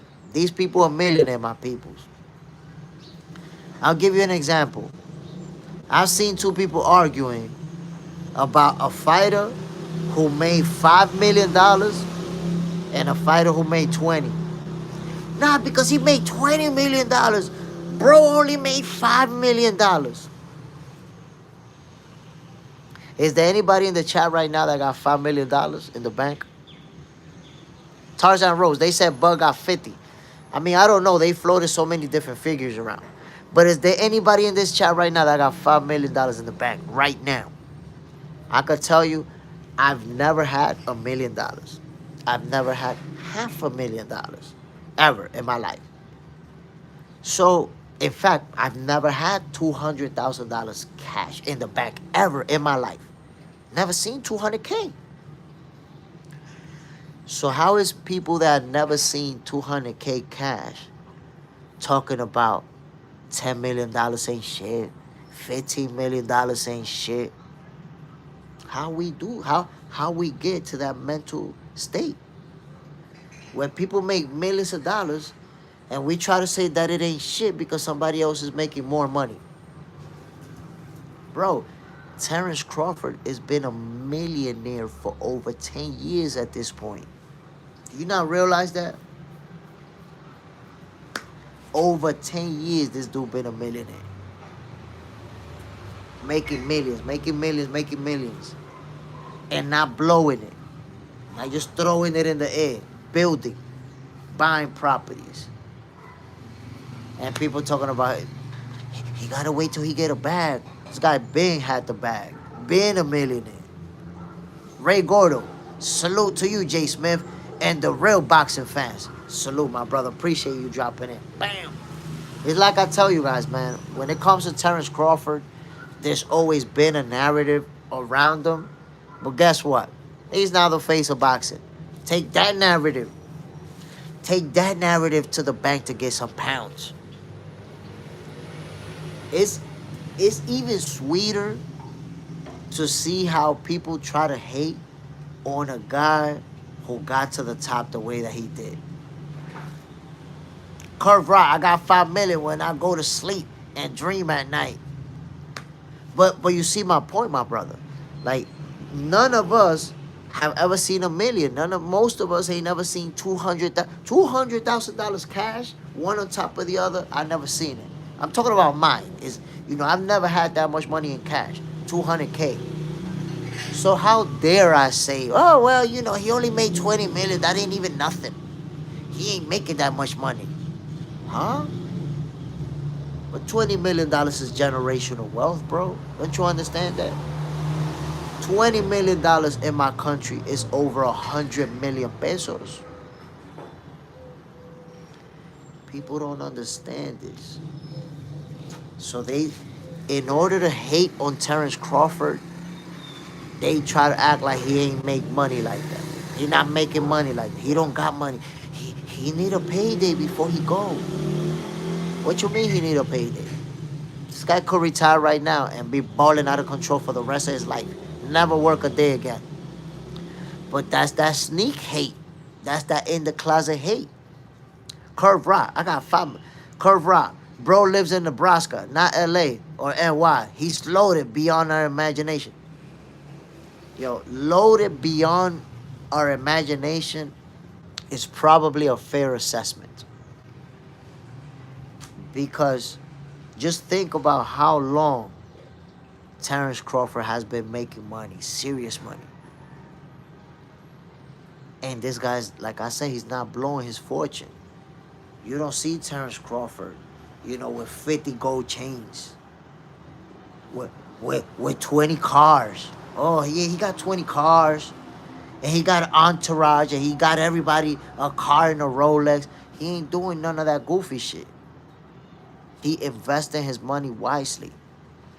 And guess what? At this point, the guy, not only is he loaded with money and properties and everything he has, the bag is coming in outside of boxing. Outside of boxing, you know how much money they give Crawford now for appearances? Yo, yesterday's price is not today's price. That's it. You know how much money he get when they say, hey, show up for this, show up for that. Yeah, we want to see you here. You know how much it's gonna cost now when they want to? Oh yeah, show up to the next Creed movie, and now we're gonna give you a bigger role. We want you to be one of the villains. We want you to be the best friend of this guy. Everything. The price is up on Terence Crawford. That's it. So instead of just hating, he need a bag. I hope he makes more money. Man, just start giving him credit for his greatness. This guy's the face of boxing. He don't need you to worry about him making money. Trust me. I don't understand. I hope he could get a bag now. At least I hope he could get a bag. Yeah, sure. You feel sorry for a guy who's making millions and millions of dollars. So you making 50, 60K a year, and you feel sorry for a guy who made over $10 million right now. Damn, I feel bad for him, man. I hope he finally get a payday. Ernest Morales, more casuals need box center to get grounded solidly in the sport. I'm telling you, man. And by the way, and I've been asking people, and I'm going to tell everybody who's in this live. By the way, let me first say, welcome to a brand new episode of Boxing for Breakfast, my peoples, where you get your healthy dosage of sweet science early in the morning. I want to say, I ask people, please share the live. Share the live, my peoples. Come on now. Share it. Let the people understand that this is where they're going to find out what it really is about the sweet science. It's not about the goofy arguments about who's making more money and who got more money and who's done this. Nah, man.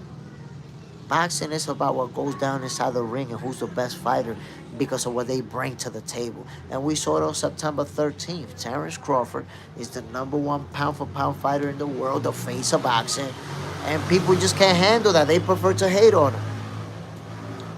Tarzan Ropes. Usyk did a movie with The Rock recently too.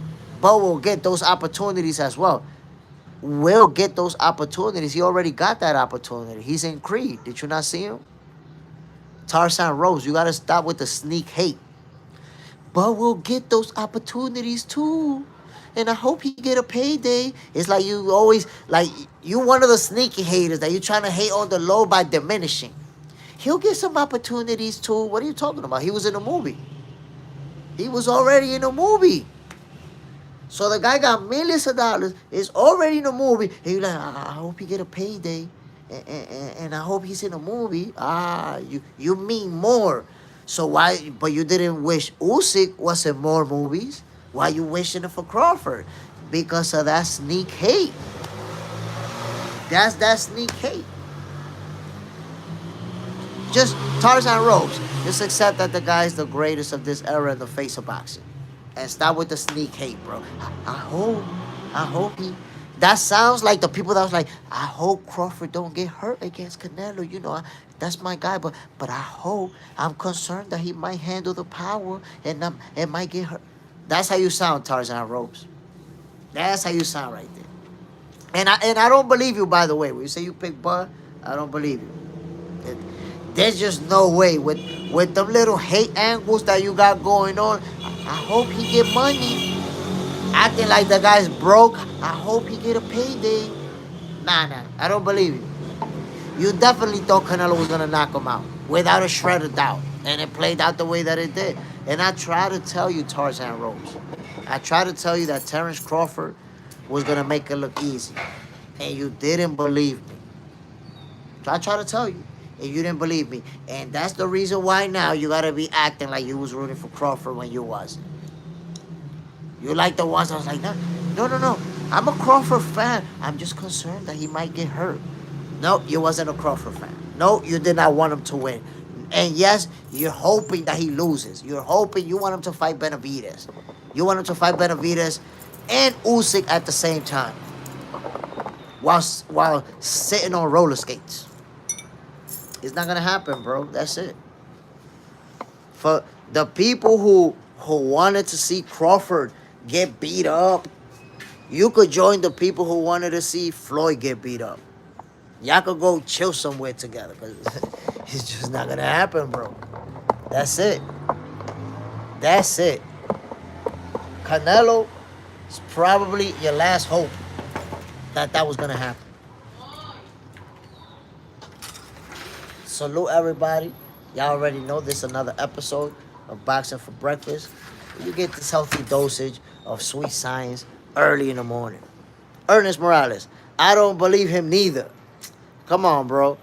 My man spent 30 minutes low-key hating on Crawford, and they say, yeah, but I was going for him. I was going for him. Tarzan Rose, you're a liar. Fess up.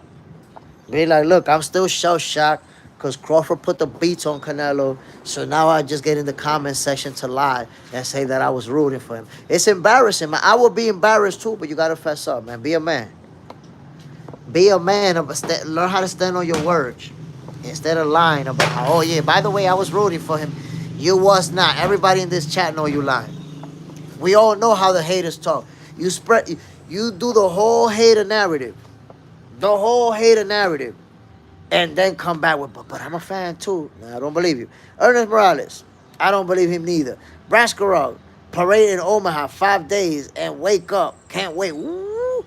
I know that parade is going to be ill, man. I know you guys are going to go all out. I know you guys are going to go all out. Imagine that, man. Little Omaha, Nebraska. Now it's home to the face of boxing. Who would have thought of it? Who would have thought of it? Tarzan Rose, I supported Canelo back then, but I picked Bud. That's cap. You never picked Bud. I knew Canelo. Yeah. No, I ain't even going to keep reading that, man. People always say they knew after the fight. You ain't say none of that before the fight. Now you knew. Everybody knew after the fight. Curve Rod. Bud introduced the Nebraska Cornhusker football team last weekend. Yeah, I seen that. I seen the video. He's the greatest thing since Mayweather and Roy Jones Jr., in my honest opinion. He's beating great competition no matter the weight. What Terence Crawford is doing is something that you can compare it to anybody on a historical stage. You really think about it. I already said it right now. He's already top 10 in the all-time greats list. Already. Right now. So, that's the reason why I said if he wanted to, he can retire. Andre Ward said he should retire. This would be the perfect time to retire on top. Like, after all these wins, the perfect record, the people that he beat, it would be the perfect time to just ride off into the sunset. He's about to turn 38 years old. He's not going to beat a bigger name than Canelo Alvarez. And that's a fair point. What name is he going to beat that's going to be bigger? None. There's nobody bigger than Canelo Alvarez that he can fight. He's not going to move on to the heavyweight division. That's just dumb. You can't even try to imagine him going to the heavyweight division. That don't even make no sense. Tarzan Rose, I never said Canelo's too big. I said no knockdowns will happen in the fight. But it's our boxer obviously picked. Tarzan Rose, nobody believe you, bro. You said Canelo was too big, Canelo was too strong, Canelo was gonna knock him out, Canelo was gonna... All this stuff that you said, now you walking it back and you turn it into something else. You know what you said for 3 months? Don't cap like that. You're going down sad, bro. Talk about, I knew he was going to do it. I bet you, Tarzan Rose, that you can't send me a post where you actually posted what you're saying right now. I bet you in your Facebook, your Instagram, or anywhere else, you can't send me a post where you're saying that. If you send me a post where you're saying that you got Crawford winning this fight, that's your prediction, I will post your post across all my social media saying that you predicted that and I was wrong. I was wrong about your prediction. I'll post it on my Facebook. I'll post it on my Instagram. I'll post a video on here right now. Go ahead. I bet you can't produce that. You know why? Because you're a Terence Crawford hater. You're a Terence Crawford hater, bro. Put the beats on Charlo first. I like that fight. I like that fight, to be honest. You know that Terence Crawford and Jermell Charlo got history. Remember that? What's the first thing that Terence Crawford did when he beat Errol Spence? He ran to the ropes looking for Charlo in the crowd and pointed at him, and they exchanged words. They went back and forth on social media.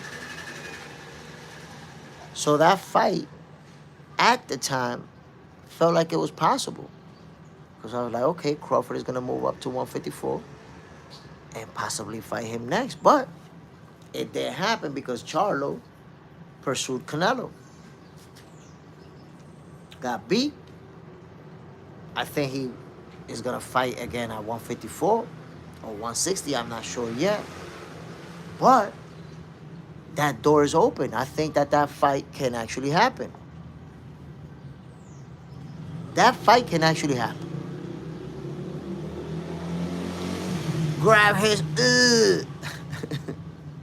Braskarov, put the baits on Charlo first. Tarzan Rose, you can check your old chats if you want to. Braskarov, grab his Listen, my peoples. Right now, we're talking about, the people that Terence Crawford beat, the people that he should fight. But at the end of the day, I just want the guy to do what he wants to do, man. He's the face of boxing, and at this point, he gets to decide. That's it. That's it. He the GOAT. Let the GOAT, we don't tell the GOAT what he's gonna do. He's gonna tell us. He's gonna let us know. That's the way the cookie crumbles. I know at this point, there's like a period of acceptance where people have to understand that Crawford is that. Holy moly, I didn't even realize this. But check this out. First of all, I posted a video yesterday, and look, there's going to be 3 names that you guys are going to recognize. Check out those 3 names.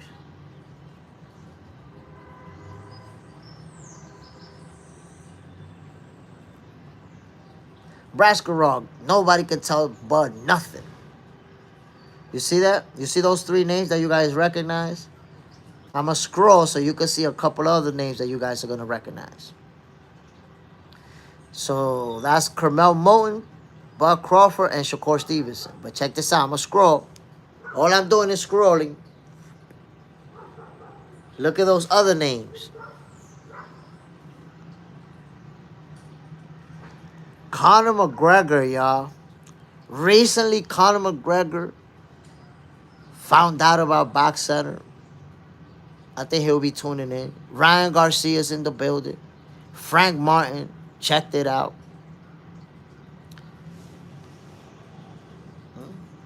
Okay. They know what's going on. They understand.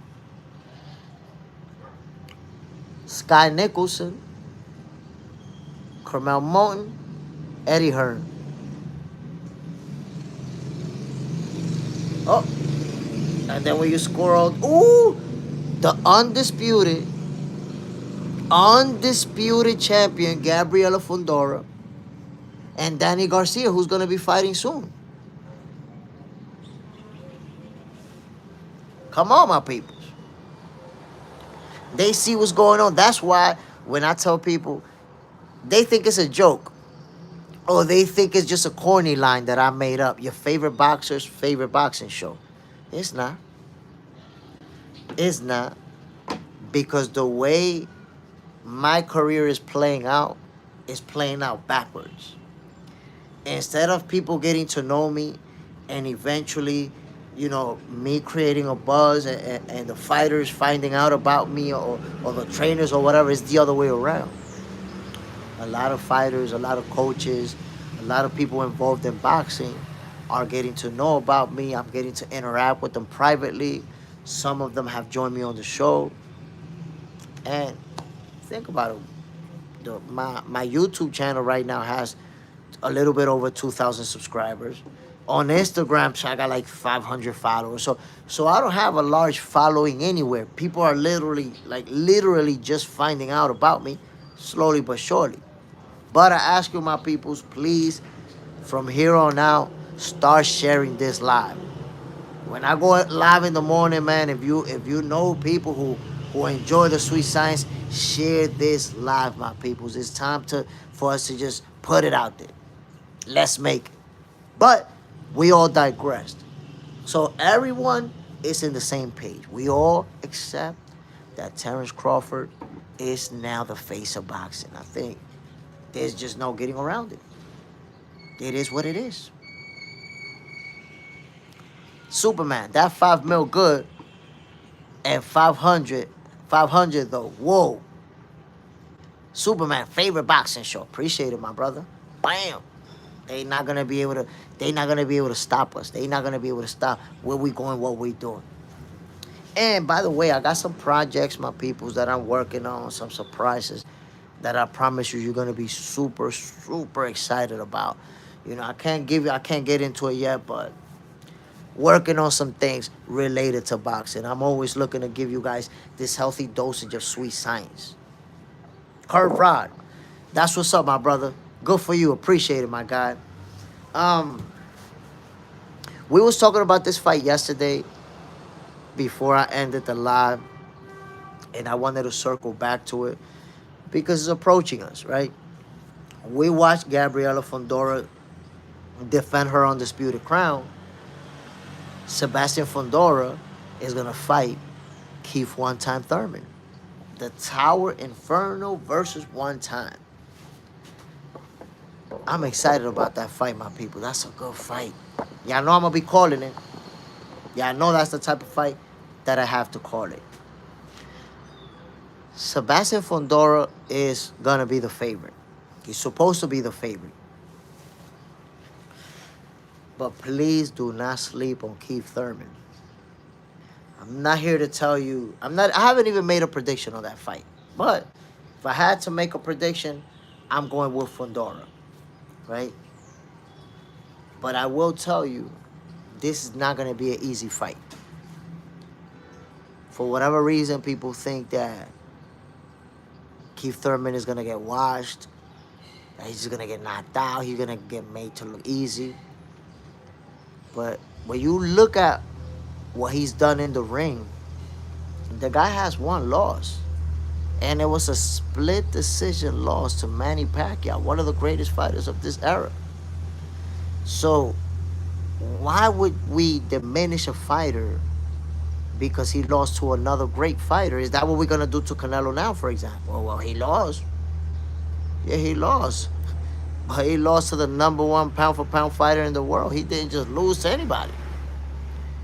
So Keith Thurman has one loss in his resume, and people forget about his accomplishments. People forget about the fighters who he beat. This guy beat undefeated world champion Danny Garcia, beat world champion Sean Porter, and has some other good wins in his resume. And people forget about that. So I can tell you that I'm confident that Keith Thurman is going to put up a good fight. He's not going there to just get beat up. He's going to put up a good fight. He's not washed. If you look at his last fight, he was fast, he was strong, he was explosive. It was a brutal stoppage. Brutal stoppage. Braskarov, is Thurman tough enough to stay in Fondora's chest?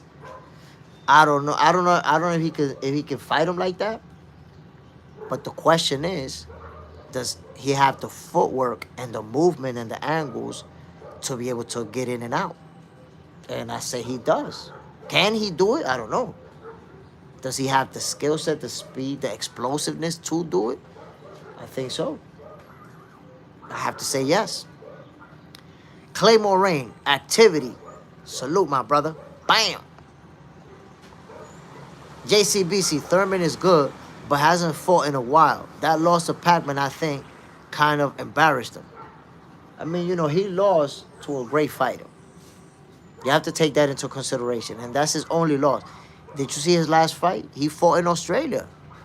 Wasn't that last year, I think? I don't think it was that long ago. And his last fight, bro, he looked real good. He looked good. He looked strong, fast, sharp.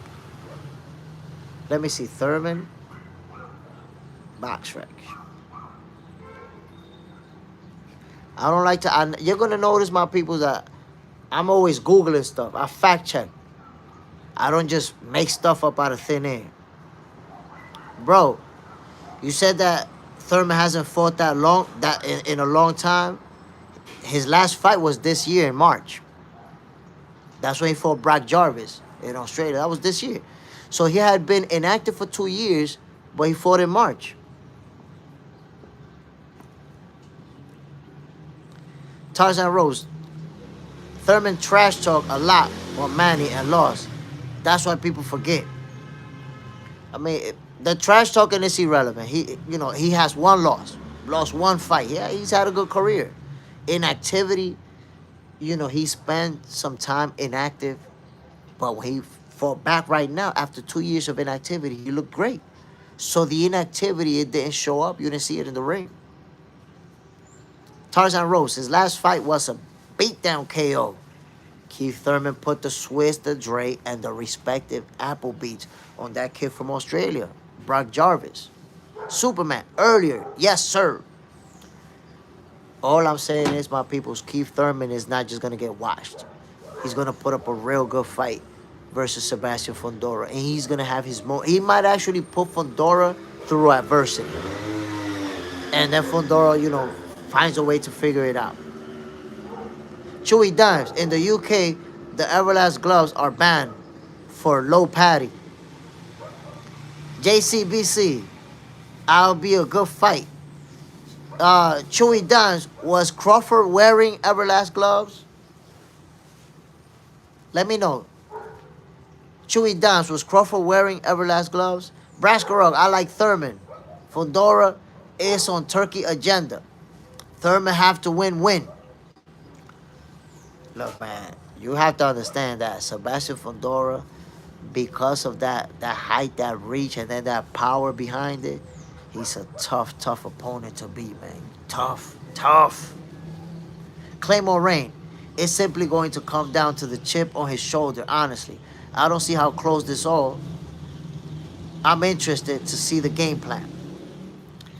So, this is how I think that it plays out, Claymore. I think that Fundora he's already started. We've seen him in these last few fights being more consistent with that jab, putting that jab out there consistently, right? So I think it's going to be up to Keith to find his way on the inside. And the way that I see him doing it is trying to chop that tree down to the body, going into the body, and a lot of body punching early on to eventually start catching them with those, the body, and then go up top, like feigning to try to bring them to block and catch him. I think Keith is going to try to set him up, with a lot of body shots, and eventually then he'll be trying to go up top. I also see Keith Thurman trying to do a lot of in and out, step in, and step out, because he do got fast hands. With his last fight, he didn't fight, an elite level guy. He didn't fight somebody who's been at the world stage, but he still showed his hand speed. Claymore Rain, Brock Jarvis, to me, not good witness test. Still got questions that need to be answered. But like I said, looking forward to seeing the game plan. I think we're going to see Keith moving around a lot, because he is going to be the guy with the faster feet, the guy with the more agility to move around in the ring. So I think that's going to be part of the strategy. Braskarov, height and reach is almost cheating. Oye, vi, coño, loco, vi. When it's that much, when you got that much reach advantage, you punching them in the face from damn near across the ring, that's crazy. That's crazy. Tarzan Ropes, Thurman is still fast. That's what I'm saying. Even though he had a lower level opponent in front of him that allowed him to show out, but that speed is going to be there regardless of who's in front of him. He's fast. His hands are fast. His feet are fast too. Braskarov, Everlasting, been dropping behind the scenes footage of Bud training. Superman, Everlast.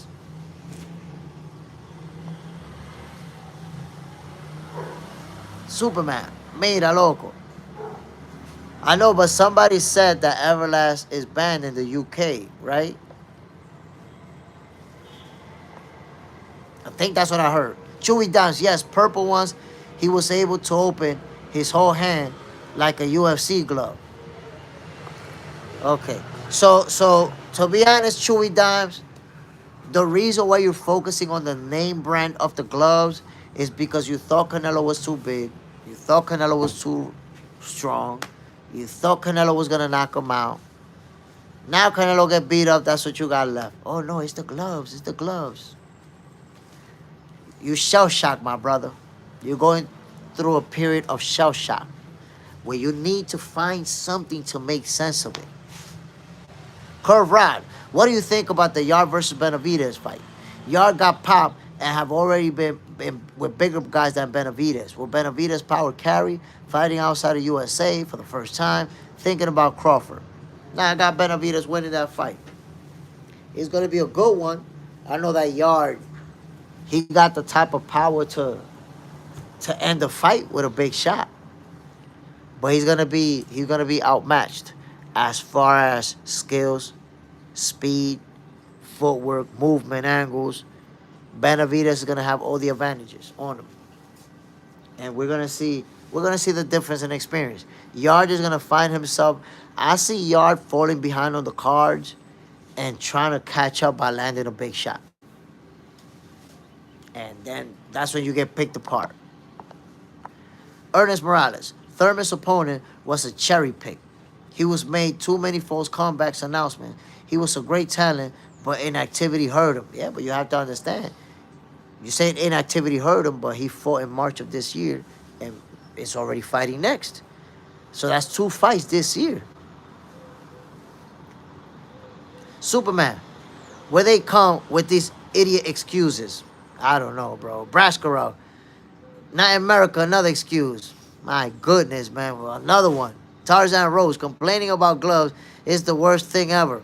Wilder did it and lost a lot of fans. Yeah, but Crawford ain't, is Canelo going to lose a lot of fans because his fans are complaining about gloves? I don't think so. JJ's in the house. Good morning, Jay Smith. I'm here. Let's go. 5:10 in the morning, California time. Salute, my brother. 8:10 in the morning in Dominican Republic. JJ's in the house. Brascarov. Benavidez set his fortune on heavyweight to me. Whoa. Juries, damn. Hey, baby. What are we talking about? You know that this is a boxing page. We throwing punches over here. JJ's in the house. 20 likes. Let's go. Come on, my peoples. Come on. I'm giving y'all this early dosage of sweet science.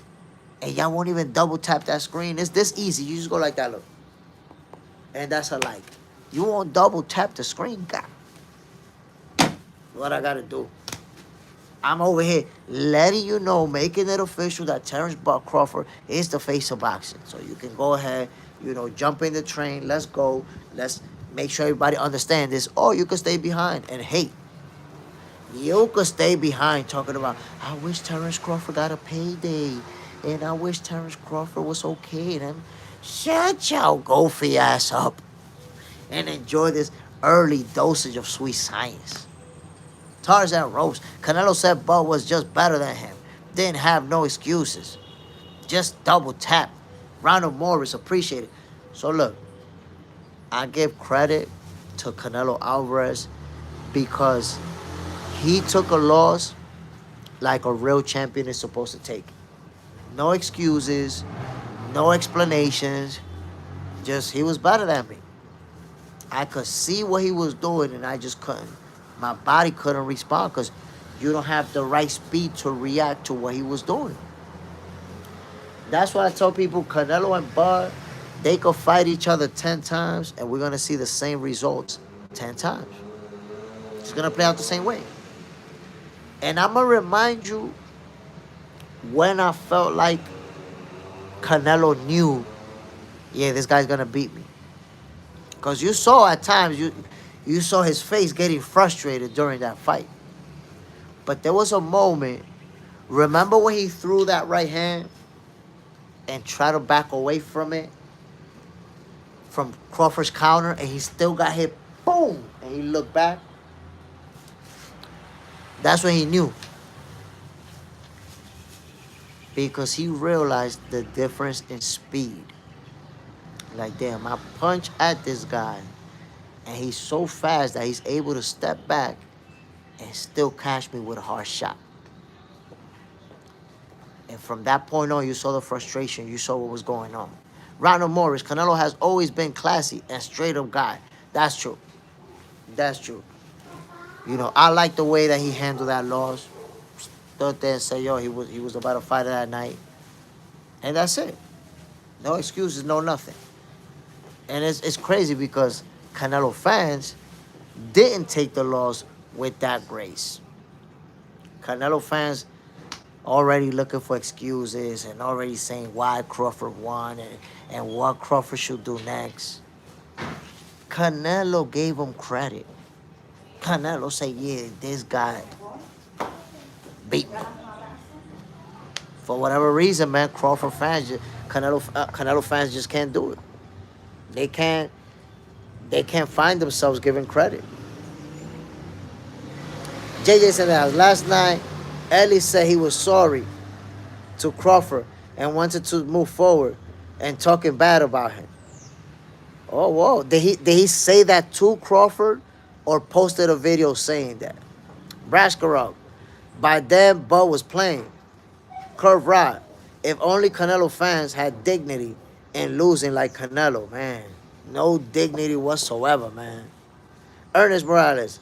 At times, Canelo seemed noticeably discouraged. Yeah, because it started to become obvious that he was not going to win that fight on points. So he had that one shot that he could, if he landed that punch, he could win. And he just couldn't do it. JJ said that he posted a video about it. Okay, so if he posted a video about it, I could tell you right now, he a goofball. He a goofball. If I was Crawford, I would never accept his apology.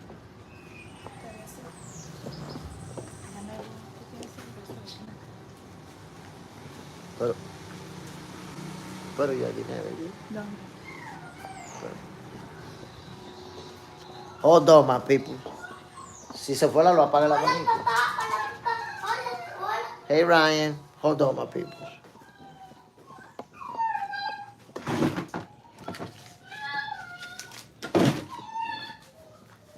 RJ, Bud about to retire. Tank own boxing now.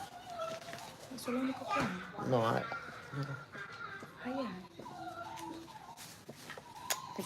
get him. My boy said Tank the face of boxing. My boy said Tank the face of boxing.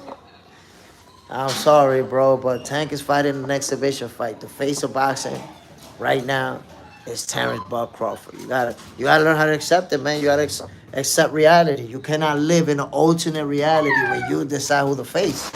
It's Terence Crawford. That's it. Over 40 million people watch Terence Crawford beat Canelo up. Over 40 million people, bro.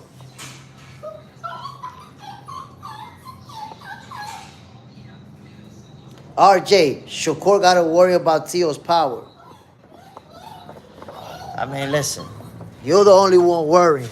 You got to stop worrying and just watch. He ain't got to worry about nothing. He going to do what he been doing. If anything, Shakur got to worry about what's going to be your next excuse for his next win. That's what he got to worry about. Presidente Fade, stop it. Crawford is the best boxer. Let's keep it real. Canelo is the face of boxing, highest paid. Canelo will make more money on this next fight than Crawford.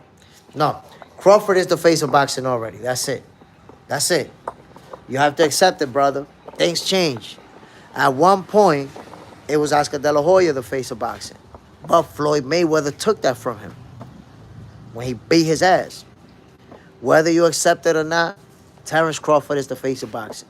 Because what you have to understand is that Bud beat Canelo up in front of over 40 million people on the world scale.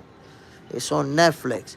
There's people from Europe, from Asia, from Africa, from South America, North America. The whole world watched Crawford beat Canelo ass. That's it. So the whole Canelo fan base Know that this is the guy that whooped him and made him look easy. The whole Canelo fam, the whole Mexico know Terence Crawford today.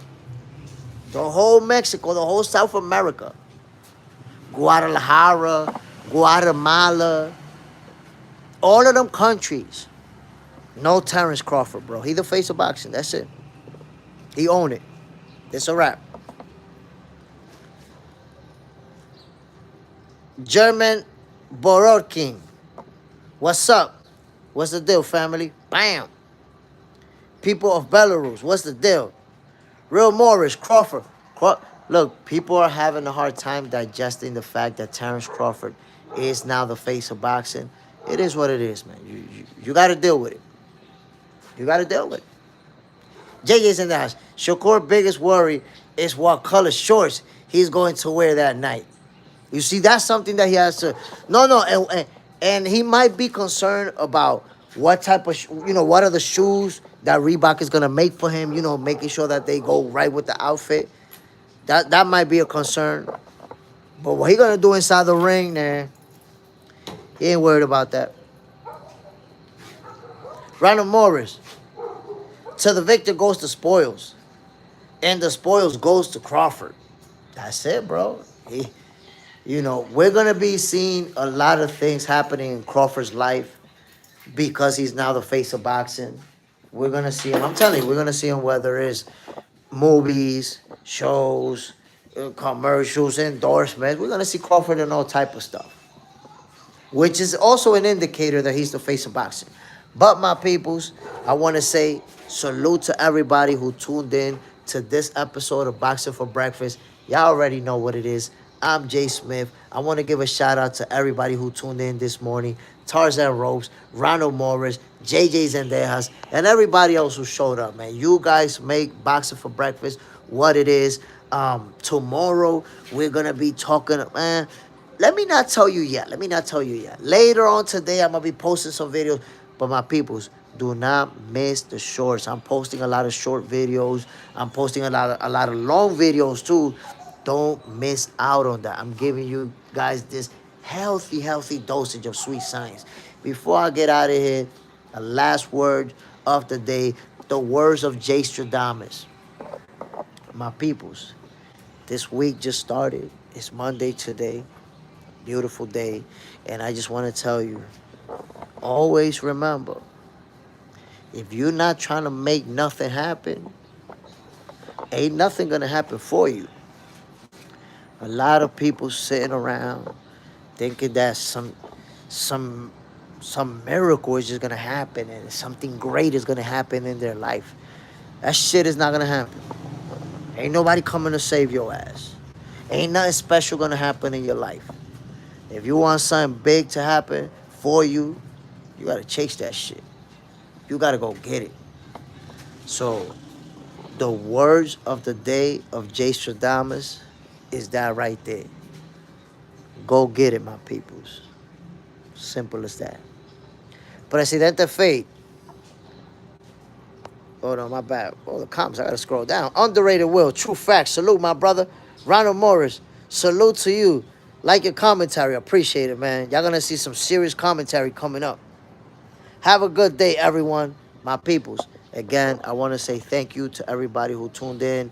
A lot of you guys, almost every single day, when it comes to Boxing for Breakfast, you hear JJ's in there as you don't miss an episode. Underrated Will, you just don't miss an episode. You guys are a staple of this show. Superman, you do not miss an episode of Boxing for Breakfast. I think you guys probably seen every episode from the first one, if I'm not mistaken. So everybody who's been tuning in, everybody who's been showing love, who's been watching, I appreciate you guys, man. Y'all already know what it is. Jay Smith in the building. I'm signing off. This was another special episode of Boxing for Breakfast. Yo, my peoples. Bam. Y'all have a